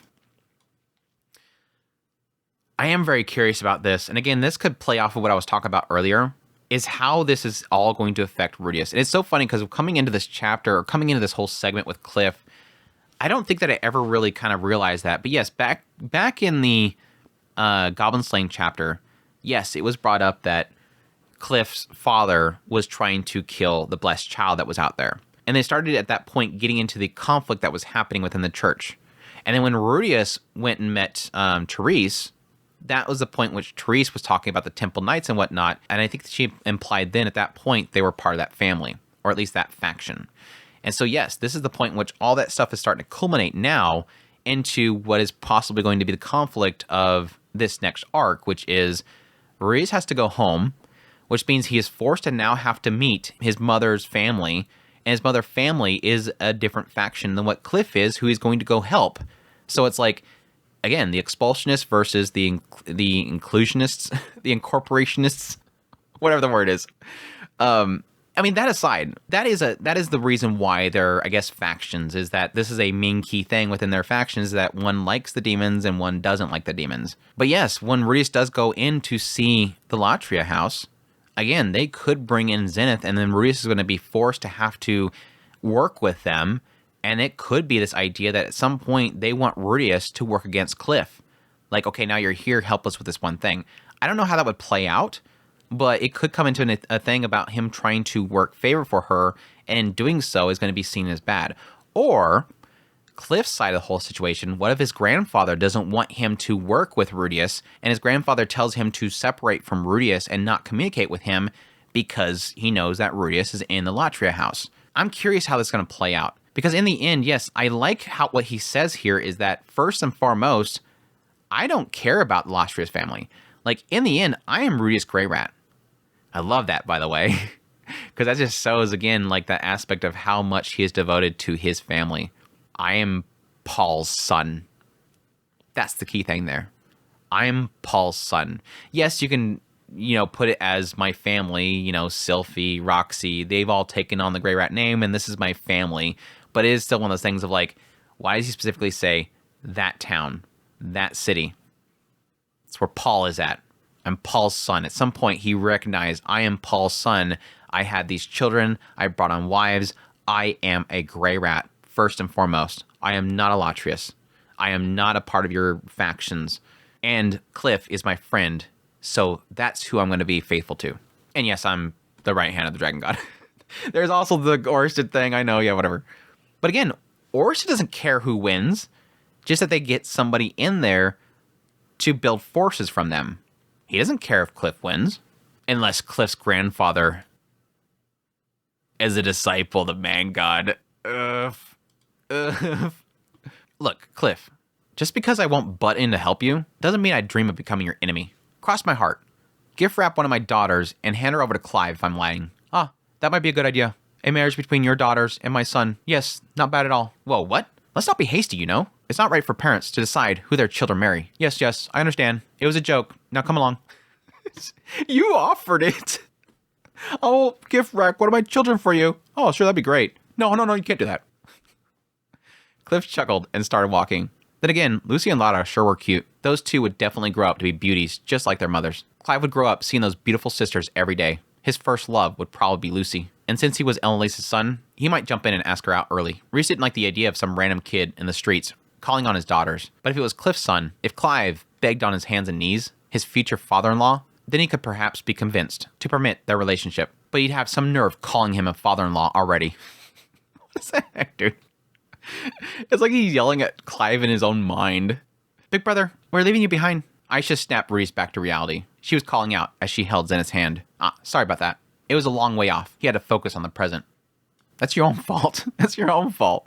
They entered the office and greeted Orsted. After they descended to the teleportation circle, in a blink of an eye, they were on the Mills continent. Last time they were there, Reese made the Mills teleportation circle that they were standing on. The moment I read that, I'm like, whoa, wait, whoa, pause. The moment I read that, I said, pause, wait. Reese made a teleportation circle? And then later on, it says that, no, he brought Orsted there. I'm like, okay, come on, Refugian, be very clear with your words here. It should have said the last time he was there, they made the Mills teleportation circle. It was in the basement of an abandoned mansion deep in a forest, not far from the Mills capital. Why was a mansion there? In this world, villages built near forests are sometimes invaded by the forest, suddenly swallowed whole. That was the story behind these ruins. Yeah, that kind of makes it sound like, not so much like if you built a village next to a forest, the forest over time, obviously seedlings will go down and the forest will kind of spread and grow, but that usually takes a long time. This sort of makes me believe like the forest itself, like treants or something like that, maybe start growing around it or moving around it and kind of consume it. It's kind of interesting. The mansion was unmaintained, but kept secured and standing by the surrounding trees. They had a circle in the hidden chamber and kept a loot chest in the connected room. This would give the average person snooping the impression they found everything it held. They traveled on foot and took some time, given Zenith's dissociated state. There weren't any strong monsters in the area, but they still moved with caution. Speaking of monsters, Reese was reminded the first time that he came to this forest with Orsted to set up the magic circle. There, it clarifies it there. It was the first time that he'd finally encountered one of the most famous variety of monsters out there. The Goblin. Those green-skinned fellas who were half the height of humans. They were aggressive, amorous, and amongst the weakest class of creatures on the planet. They lived in packs, and sometimes they captured women of other species to impregnate. They couldn't be reasoned with, and viewed people as enemies. So they'd attack on sight. Goblins made Reese wonder if they actually weren't monsters, but instead demons. They resided in cliffside dwellings and eked out a living by grouping together to hunt. Their engineering skills weren't great, but they used tools and clubs and stone knives. Also, while Reese only saw it with a glimpse, he had seen a goblin parent show what might be mistaken for affection towards her own children. In Reese's mind, there wasn't much daylight between them and primitive humans. They were treated like monsters simply because of their low intelligence. Perhaps things might go another way if they could understand each other. Sadly, this was a Millis continent, and the holy country of Millis would never acknowledge that they were alike. Perhaps the goblins' compulsion to attack people on sight was simply a holdover from the past. The goblins of the holy country of Millis must have had a history of warfare that Reese wasn't aware of. The more Reese thought about it, the more he saw the goblins as tragic creatures. If only they had resided in the central continent, where they may have been recognized as a low-level demon instead of complete monsters. That was what was going through Reese's mind right now as he killed the goblin who attacked them. This is something, honestly, I've always found fascinating about this world is how, and it's really because of Rudius. Rudius likes to question this kind of stuff. It is sort of things that, no, I didn't really think about that until it actually comes up, is this idea of what makes a demon and what makes a human race, what makes you into that category. And it's been quite a while since Rudius has actually brought this up. But yes, at some point he was bringing up the idea of, well, what makes this one okay, but this one not? Is it just intelligence? I think it was a lot to do with like kind of combining that with the aspect of, you know, what makes a creature turned into a monster, turned into, you know, something intelligent, but yet not breaking that boundary to becoming something that is seen as sentient and respected. Like what makes a difference between, you know, Bodigadi and some random bestial boar that, you know, pops up in the middle of a forest? Because this one can talk? It's a massive question mark. And I think the goblin is technically the best kind of thing in the middle line there where you're going, why hasn't this reached this? And especially when he's talking about the idea of these goblins having some sort of parental feelings for their children. They're showing that sign of maybe, you know, one of the goblins goes over and grabs one of the children and kind of shields it as they're being slaughtered. Wait, this is like, you know, like any other demon that I met on the demon continent, just it's not talking to me. And if the idea there is intelligence, is like, well, what's the intelligence? At what point are they intelligent enough that they should be seen as another race that you should technically have rights to? It's very interesting. And for them, and I guess it makes sense here when he's talking about, okay, well, these are, it seems to imply they're only really here, or at least they're maybe predominantly in Mills continent, that yes, if possibly they were on the central continent, would people have it's sort of one of those things of, does the Millis continent, do the people of Milshin create this? Do the people of Mills Faith, do they create this? That's the question mark. He's sort of implying that here. He's saying that possibly because of all the warring in the past that they possibly could have had, maybe they've always seen humans as threats, so that's why they attack on sight. Possibly if they were in the central continent and they weren't seen immediately as a threat and people massacring them, and it's that whole idea of massacring causes massacring, revenge begets revenge. You know, the boy, is raised on a farm, and when he was like 5 years old, the goblins attack the village because the goblins are afraid of the humans because they were attacked by the humans, and thus he is now raised up, and now he kills the goblins, and it just keeps going on. What if at some point in the past, that didn't happen? What if sometime in the past they've seen the goblins and go, well, it looks like they have children. They might be an intelligent race. Let's leave them be. And then possibly at some point, somebody reaches out to them. And then suddenly, they learn the human language, or they learn one of the many tongues of the world. And then suddenly, they're seen as demon race. And then suddenly, they have rights. Suddenly, people treat them as another race that you don't immediately attack, like a monster.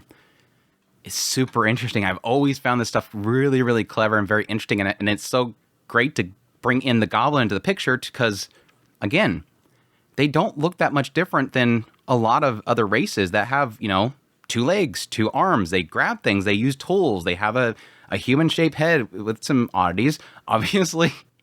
But again, similar to a demon race, I would see a goblin being much more closer to a human than bodyguardy. It's super interesting. I love this kind of stuff. It does technically get into that realm of what puts something in these different categories and what constitute them being in those categories enough that they are respected, allowed into towns, people doing trades with them, communicating to them, and yes, sharing their cultures. Super cool. Big brother, why are you tearing up over a goblin? Just thinking if goblins live somewhere else. They may have been called demons instead of monsters. Are you sure Roxy won't get mad at you for that? Nah, she wouldn't. Well, as long as he's not saying these goblins are Magurdians. But again, that's the whole idea of there's so many different demon races, it's not even funny. Again, it's just they're all kind of grouped together. The word demon was actually an umbrella term that included a lot of different races. Reese was far from aware of a single one, but he was sure there had to be some demon races out there with intelligence as lacking as goblins. There was someone that was called a demon king that was pretty dumb. It wouldn't be surprising for a race to be even dumber than that. If anything, the demon king's level of stupidity was a bigger marvel of nature. He is so mean to them. Again, it's like the whole earlier thing about, which is pretty much Kishidika, and now here it's basically I don't know, it's probably Atoff that he's talking about. It could be Bodyguardy, but it's it's just dude, you're so mean. You're so mean. So what made you think of that anyways? Well, unlike other monsters, goblins form groups, right? So I was wondering what would happen if they were treated better. Huh? What difference does that make? Aisha gave a look of open disgust. Anywhere you went, any nation you visited, especially if you spoke to a woman or a child, nobody was a fan of goblins. Edis was really into them. She wanted to kill them, though.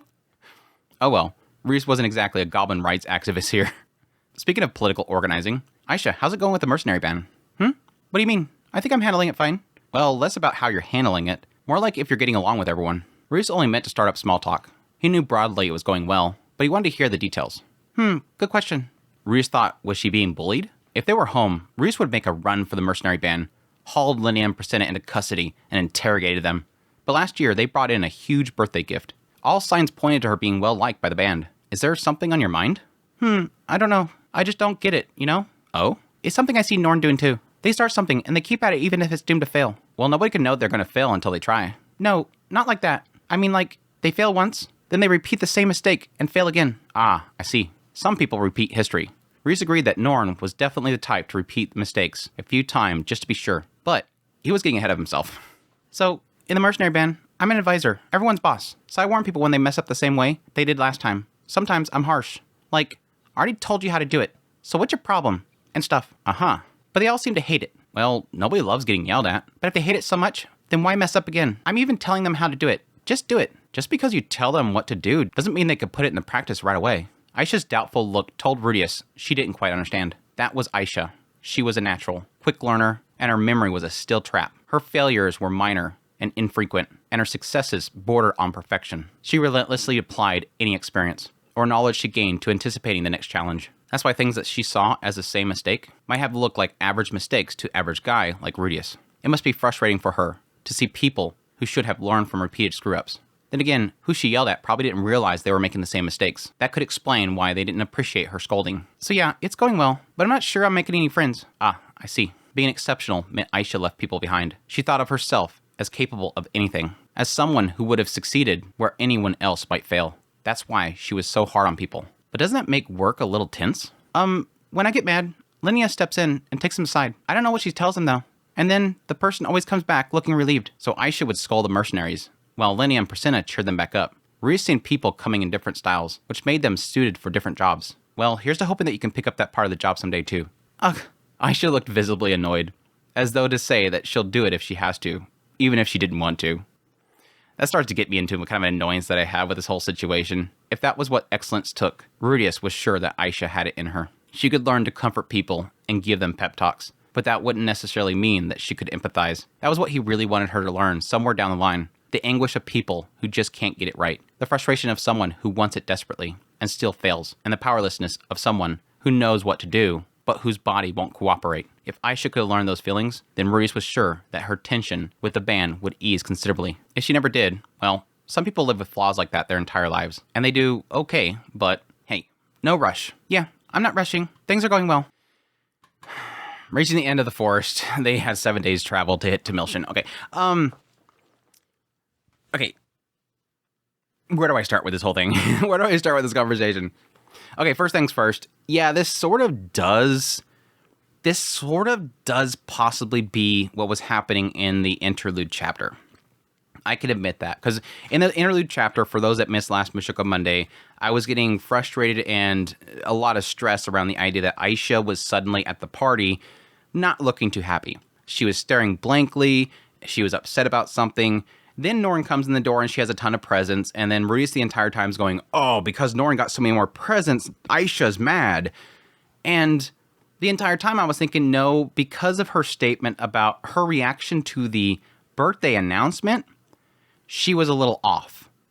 And then she goes to the mercenary band, comes back home very quickly, and she starts staring at things. The assumption there is that she went to the mercenary band thinking that everybody's going to celebrate her party there, or her birthday there, and nobody was there. And then Norn comes in with all the presents, and now they start celebrating, and she's still kind of blank, and she's not responding to presents very well. And then suddenly the mercenary band shows up with a big board, and then suddenly she's laughing and smiling. And then still at the very end, she questions, what does it mean to even be an adult? So my mind there was like, okay, I don't think this has anything to do with the mercenary band, because she was upset before she was off before she even went. Then when she went there, she came back, she was staring blankly. It had nothing to do with Norn's presence, because she was that way before Norn showed up. And then even after the band shows up, she is happier, but she's still questioning. So I thought it was kind of a twofold thing, or possibly a threefold thing. It could either be, yes, she's an adult now, and she's wondering if she should move on from Rudius. I think she was having this moment where she's like, what am I even doing here in this house? Rudius doesn't want me. I want to move on. The other thing was, yes, that possibly it's because the mercenary band wasn't there, and she thought the mercenary band would want to celebrate with her. This is sort of pushing against that, by the way. And the last thing is really just a realization that she's an adult now, and she's wondering what she's doing with her life. She's now wondering what it means to even be an adult. Everybody goes to that at some point, is that realization of, am I doing what I want to do? What does it mean to be an adult? Should I act differently? What is expected of me? I don't want to lose these things about myself. I don't know if I really want to grow up because it looks like all adults are miserable. I argue that. Just be you. That's why I'm sitting here as an adult with a bunch of anime characters behind me. I don't care what people think. I'm just going to enjoy what I enjoy. I'm going to enjoy life how I want to enjoy it. I've always been that way. Really, all being an adult means that suddenly now you have to pay your own bills. I personally think that as long as you get that bare minimum, who cares what else? Anyways, here it is sort of saying that what was bothering her could be her relationship with those around her in the band. But it doesn't seem to line up with that whole conversation in the previous chapter, except for the idea of what it means to be an adult, because what that could have been is that her frustration with people at the same time, yes, expecting them to have at least celebrated her birthday party. That the idea of what does it mean to even be an adult is probably the fact that she was sitting there thinking, I'm an adult now, how do I act? And in front of her is a bunch of doofball adults celebrating and eating a boar. That could have easily been her literally looking at that group and going, what a bunch of goofballs. Is this to be an adult? What does it even mean to be an adult? These people in this band who are all adults, that I am now an adult. All these people are children because they keep making mistakes. All these people, they don't seem like adults to me, what I would think need to be adult, because they all make these same mistakes that I don't make over and over again. So it could technically be partially that. That's the only way that I can see this having anything to do with the previous chapter. I still think in Aisha's mind, she's probably questioning her relationship with Rudius, but still, this does sort of add something to it that I think she's also conflicted with. What does it mean to be an adult in the regards of people being mature, responsible, and not screwing up all the damn time? But anyways, putting that aside, because I'm still going to keep that pinned, I think Aisha's probably going through an adult, like becoming an adult crisis moment here. The second thing I want to talk about in this segment, I've always been mixed about Rudius putting this upon Aisha, and I think the bigger and bigger it gets, the more I think it's kind of screwed up. Because there is a side of me that, on one end, initially, when Rudius first did it, I was kind of okay with it because it was so small. But I wasn't okay with it because, at the time, she was still, like, barely a teenager. Like, she was, 13 when they first started the Mercenary Band? She was super young. Possibly 14. I think it's 13 and 14. She was a mere teenager when Rudius literally put an entire company on her shoulder. Well, then it was a band. But now it's a company. And it became a big scale company that she's having to manage all these people at the age of 14. Now, again, I am the person that likes to argue that in a world like this, a setting like this, or for our sake, a way of comparison in our world, medieval times type of setting, this is not a world where a 14-year-old is going to be thinking, like I joked about in the last Mushoku Monday, about a trending TikTok or what makeup to wear the next day, or is girls at school going to bully her. In this world, people have to grow up fast. That's probably why they have their coming of age ceremony when they're 15. This is a world where you have to grow up fast. I'd argue probably in this world they're in, most 14-year-olds are probably much more mature and doing their own crap than most people in our world at age 40. That's not an age of consent comment, by the way. That is merely they have to grow up fast to deal with a very difficult and rough life. That's nothing to do with consent. Just saying for the sake of that. I have to put that disclaimer there. But it still kind of bothers me the fact that Rudius literally put all this on her. And there is an element of, early on I felt like it was a very selfish move by him that robbed Aisha of her life. And this is the same argument I made about Lilia. Lilia put upon her and basically groomed her to have to learn how to be a maid to serve Rudius. She should have raised her as a child of Paul's child to have a childhood, and then beyond that, it's fine. Now, yes, I understand in the perspective of a maid and the child of a maid, you're probably going to teach them your tools and your trade so they could be a maid when they grow up. That's very typical as well. Like the blacksmith teaches their son how to be a blacksmith in this world, and especially on an early age. But Aisha wasn't the daughter of a maid. Aisha was the daughter of Paul, who technically was of noble blood. She should have had a childhood. And so I do criticize Lilia for doing that. And it's the same reason why I criticize Rudius for pushing, again, when she was 13/14, this entire mercenary band upon her. He's seen it as beneficial to himself. There's a selfishness aspect. But yes, he was also making a good point in the idea that you took upon yourself to train Linia, and you failed at that. And so he was wanting her to learn a lesson through that. But that's not how you teach a child a lesson, is by throwing a company upon their shoulders. You teach them another way. If I stole a candy bar from a store, my dad doesn't take me down to the local dump and tell me to get a job there and work 5 years so I can learn the value of money. That's 5 years of my life that I'm going to get tied up for a candy bar. No, you teach me a different way. That's way too much of an extreme. But in the end, it's almost turning into this thing where he sees value in her doing this, but we all know why she's doing this. Now, I think it's changing for her, but it's almost like one of those aspects of, I wonder at some point Rudius doesn't realize he's taking advantage of Aisha. That Aisha will do anything Rudius asks her. Initially, when he asked Aisha to do it, she didn't want to do it. If you want me to do it, I'll do it. Well, no, I'm doing it for you, Aisha. Okay, if that's it, I'll go ahead and do this. He is literally... The only reason she was doing it was because he needed it done. Now I think she's slowly learning that she likes it. I think she does enjoy her time working there. But it's obvious that it's not all roses. And again, for somebody her age to have to deal with a lot of these decision makings and frustrations of dealing with people, it's almost turning in that she's not happy, seemingly, that she's not making friends, that she feels like everybody hates her, and then she's expressing that to Rudius that she's not happy. And based on the last chapter, it looked like she was not happy. And what's Rudius' response? Oh, I hope you figure it out. Excuse me? This is your responsibility, Rudy. This is yours. This is your deal, Rudius. And your response to a girl who's been doing your job, running your company, who should never have been running your company, is better luck next time, girl. It seems bad. And I don't know if I'm off base here, or if just possibly me explaining it that way, my train of thought here, people might agree with me, but I can't help but feel this is really nasty. Like, I can't help but... Yes, I'm sure that eventually this turns... I mean, it's already turned into an insane thing. The achievements of Aisha here cannot be understated. I think she's doing some incredible stuff. And she's getting paid for it. It's not like she's not getting paid for it. But again, just because a child, an underage child, somebody who's not even of age yet, or even had their coming of age ceremony, to have had to run a business for you, even if they're getting paid, that doesn't make it right. And I know eventually I'm going to probably change my mind on this. Eventually it's going to turn into one of those things where it's like, well, it ended well in the end. Aisha ended up running the biggest company ever. She's probably going to end up becoming like literally the biggest company boss ever in the entire world, probably running an organization that is literally running the place.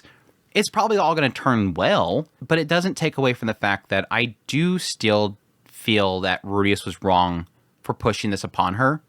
I still feel Rudius robbed her of, even if it was a year or so of her childhood away, I still feel it's wrong, and he put something upon her that he should never have done. And again, it was technically him taking advantage of how much she loved him, which really makes it hurt more. That all said, yes, I would love if I was like 10 years old, somebody threw a company upon me and it ended up basically securing my entire future as being one of the heads of one of the biggest companies ever.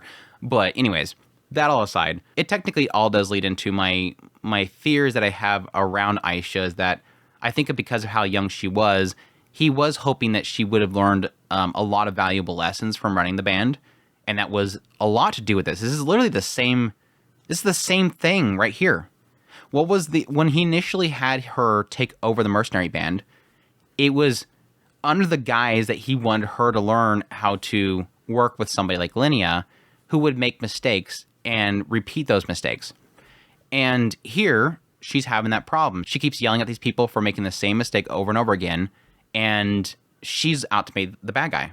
Now, I'm kind of curious what that actually means there. She says that whenever I yell at them, they are taken to the side by Linnea or Priscilla, and then they come back looking like they're fine. It would be kind of cute if we find out that Linnea and Priscilla were literally telling them, hey, look, boss really cares for you and is looking out for you. She's being very rough with you, but that's because she cares about you. She wants you to succeed. She wants you to do well. She doesn't want you to fail. And that's probably what they're doing there. And that's, again, what Rudius is saying. That's hopefully something that she'll eventually learn how to do. You have to learn eventually that you're going to be able to soften the blow a little bit. For me, myself, I mean, I've never run a mercenary band with like 50 plus members. But the time that I've actually dealt with having to lead people in a job, it sucks. There's nothing more suckier than having to be the boss. Because, and this is something that I have always kept in my mind when I was working with people, is you always have to, yes, you can be a friend with your boss, and I can be friends with my underlings, but there's always an understanding there, and most of the time I make this perfectly clear with them. You know, look, if we're doing our job, and we're succeeding, and you're getting your job done, and everything's working out well, we can talk. We can have chatter. We can always be friends. Perfectly fine. You're a human. I'm a human. We are equal as humans. We can be buddies. But the moment you make a mistake, understand that I'm going to put you straight. Understand that when there's problems going on, we're putting our head in the game. When things are hitting the fan, game face on. It's that simple. When I correct you, when I'm telling you to do something, when we have to get crap done, just know it's for the job. It's not personal. And I think that's always something you have to keep in mind. Aisha, if this is like a company like I've dealt with, she can't be their friends. She has to be their boss. But when the job is done, when that stuff gets put aside, when we're not talking business, we're not flowing money, sure, let's go out for drinks. Let's go out for drinks. It's something that you always have to keep in mind from both perspectives. I even had bosses where people hated this guy. He was like the second in charge. Like he was the bigwig. And people hated him. A lot of people were jealous because of how much money he was making per year. And I always told people he's making that money because he's probably has to deal with stress all the time, that if you guys make a mistake, he's the one that gets in trouble for it. Any person in this building makes a mistake, he's the one that gets in trouble for it. And people hate him. And I found that, yes, I was a little intimidated by him at first, but then I realized if I kept doing my job properly, if I kept everything ready for him whenever he needed it, dude was cool. Dude was super chill. But the moment that phone rang and there was a problem, game face on. And I understood that. I think that's something that Rudius doesn't really realize because he hasn't had a job. That's the interesting thing here, is that Rudius's perspective, I don't really take his words for very much value. I don't think, and that's really part of the reason why I think Aisha does a better job with the mercenary bands than he would ever do, is I wouldn't expect Rudius to ever have a good sense of business. And I never really expected him to have that, which I think is a good thing, that he does have good people around him to get this mercenary band going. I don't know how Aisha pulls it off. I don't know how Lenny and Priscilla pulls it off. But Aisha's kind of a genius, so it does make sense that she technically picks up on it pretty quickly. But I never expect Rudius to give good advice to Aisha. And I think that's kind of a difficulty there. His perspective really is to try to correct her to understand people, which I think he can say. Rudius does have experience with being a failure. He does have experience with multiple failures, so he can at least bring her the perspective of understanding somebody from the outside perspective. That yes, not everybody is as good as you. People are going to keep making mistakes. Yeah, it hurts when you get mad at them. Yeah, simple replies to very complicated questions that Aisha has, but it is from a perspective of somebody that is experienced in this stuff. So, well, it was a lot more talking than I thought it was going to be for this whole segment. What else was there? Was there something else? I am kind of mad that this chapter does technically lead with them getting to Milshin, because I was really hoping that this would be the point which we kind of really sussed out that stuff, but I don't know, maybe sometime when they're in Milshin, she's obviously going to have to be working on the Mercenary Guild stuff, and so hopefully when she's doing that stuff, maybe at some point Oh, I didn't even think about that. Yeah, something's coming to a head. If my earlier theory about Aisha getting stuck and trapped by Claire, like Claire literally says, Rudius, get out of here, you're staying here, Aisha, where's Norn at? Go get Norn, I'm keeping these two, get out of here. If that doesn't happen and she's able to at least get Zenith over there and then get the hell out of there, and she starts working on the mercenary band stuff, this is going to come to a head. I bet this is flagging. The reason that she's bringing this up right now is that she doesn't work well with people that repeat mistakes. And who does she say that comes in and fixes the problem? Lenny and Priscilla. Who's not here? Lenny and Priscilla. Now, correction, and this could be because they just didn't talk about it. Rudius had brought Aisha over to Asura and got things set up there. And it never implied that Lenny and Priscilla were there. So it is possible that she got things running before Lenny and Priscilla had to get intervened. But this could mean that because she's bringing it up here, Lenny and Priscilla are not with them, that she might run into a problem here. And it's going to come to a head right here. I'm wondering if she's going to snap. And again, it could be tied in with her feelings with Rudius, doing this just for Rudius, not really having fun with it, wanting to have a different life, struggling with making her own decision rather than having Rudius make the decision for her. I don't know. It's curious. Because we've never really had Aisha specifically say, I love this job. Think about that. This entire time, again, what I would argue, she did it for Rudius. He tried to make it into for her, but she was doing it for Rudius. And she's been sitting here working on this for years for Rudius, possibly hoping that Rudius would reward her by marrying her or whatever. And now it seems like she's getting to a point now where she's not enjoying this. That she thinks everybody hates her. She's the bad guy. She's the bad boss, which I honestly feel like a lot of people couldn't handle. It's very difficult to handle having people hate you, that you're trying to help and make sure they have paychecks at the end of the day, that you, along with all of them, aren't fired at the end of the day. It's not a thankful job sometimes. And people even sneer at you because you get paid a little more than they do. It's a very thankless job for a lot of people. And I wonder if she can handle that. I'm wondering if it's going to come to a head at Milshin. Anyways, I've talked this segment to death. Move on, Andrew.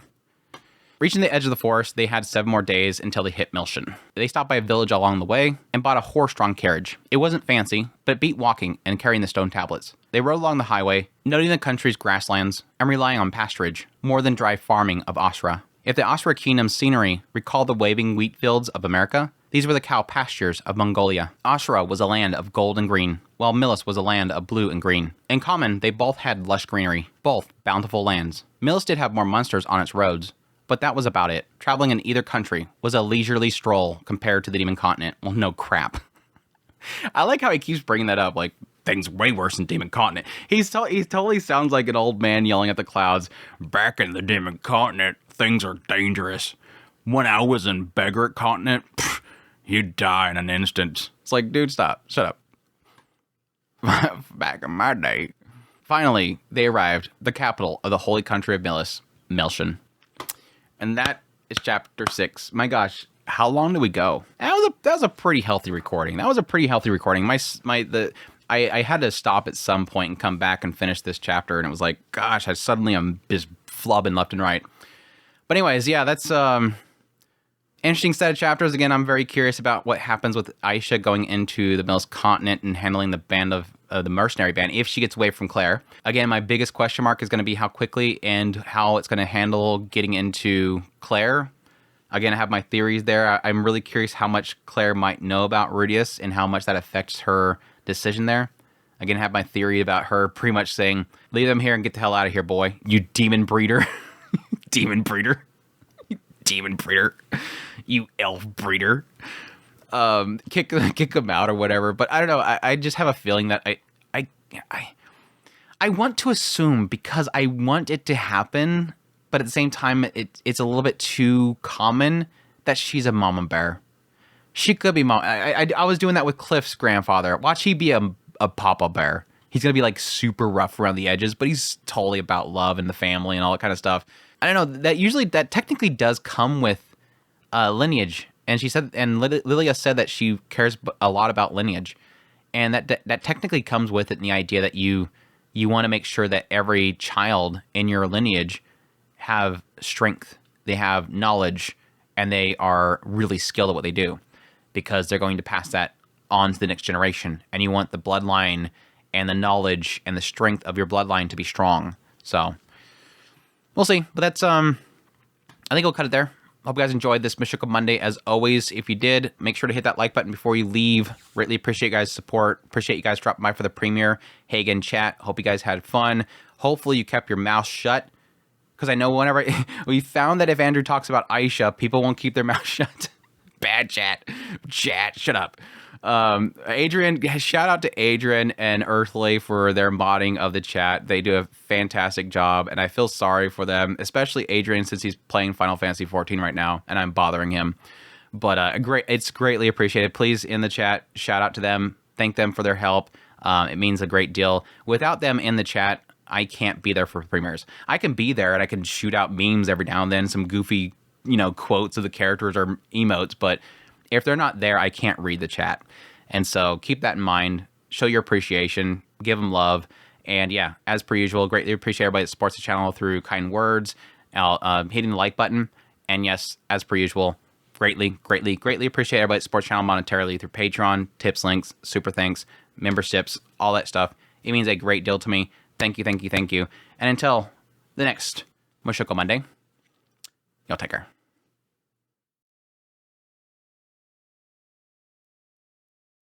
If she never did, well, some people live with flaws like that for their entire lives. If she never did, well, some people live with flaws their entire lives. Some people live with I should give a look of was the bigger marvel, but Lilia categorically opposed. But Claire wasn't gonna get. But Claire wasn't gonna get in Rudius.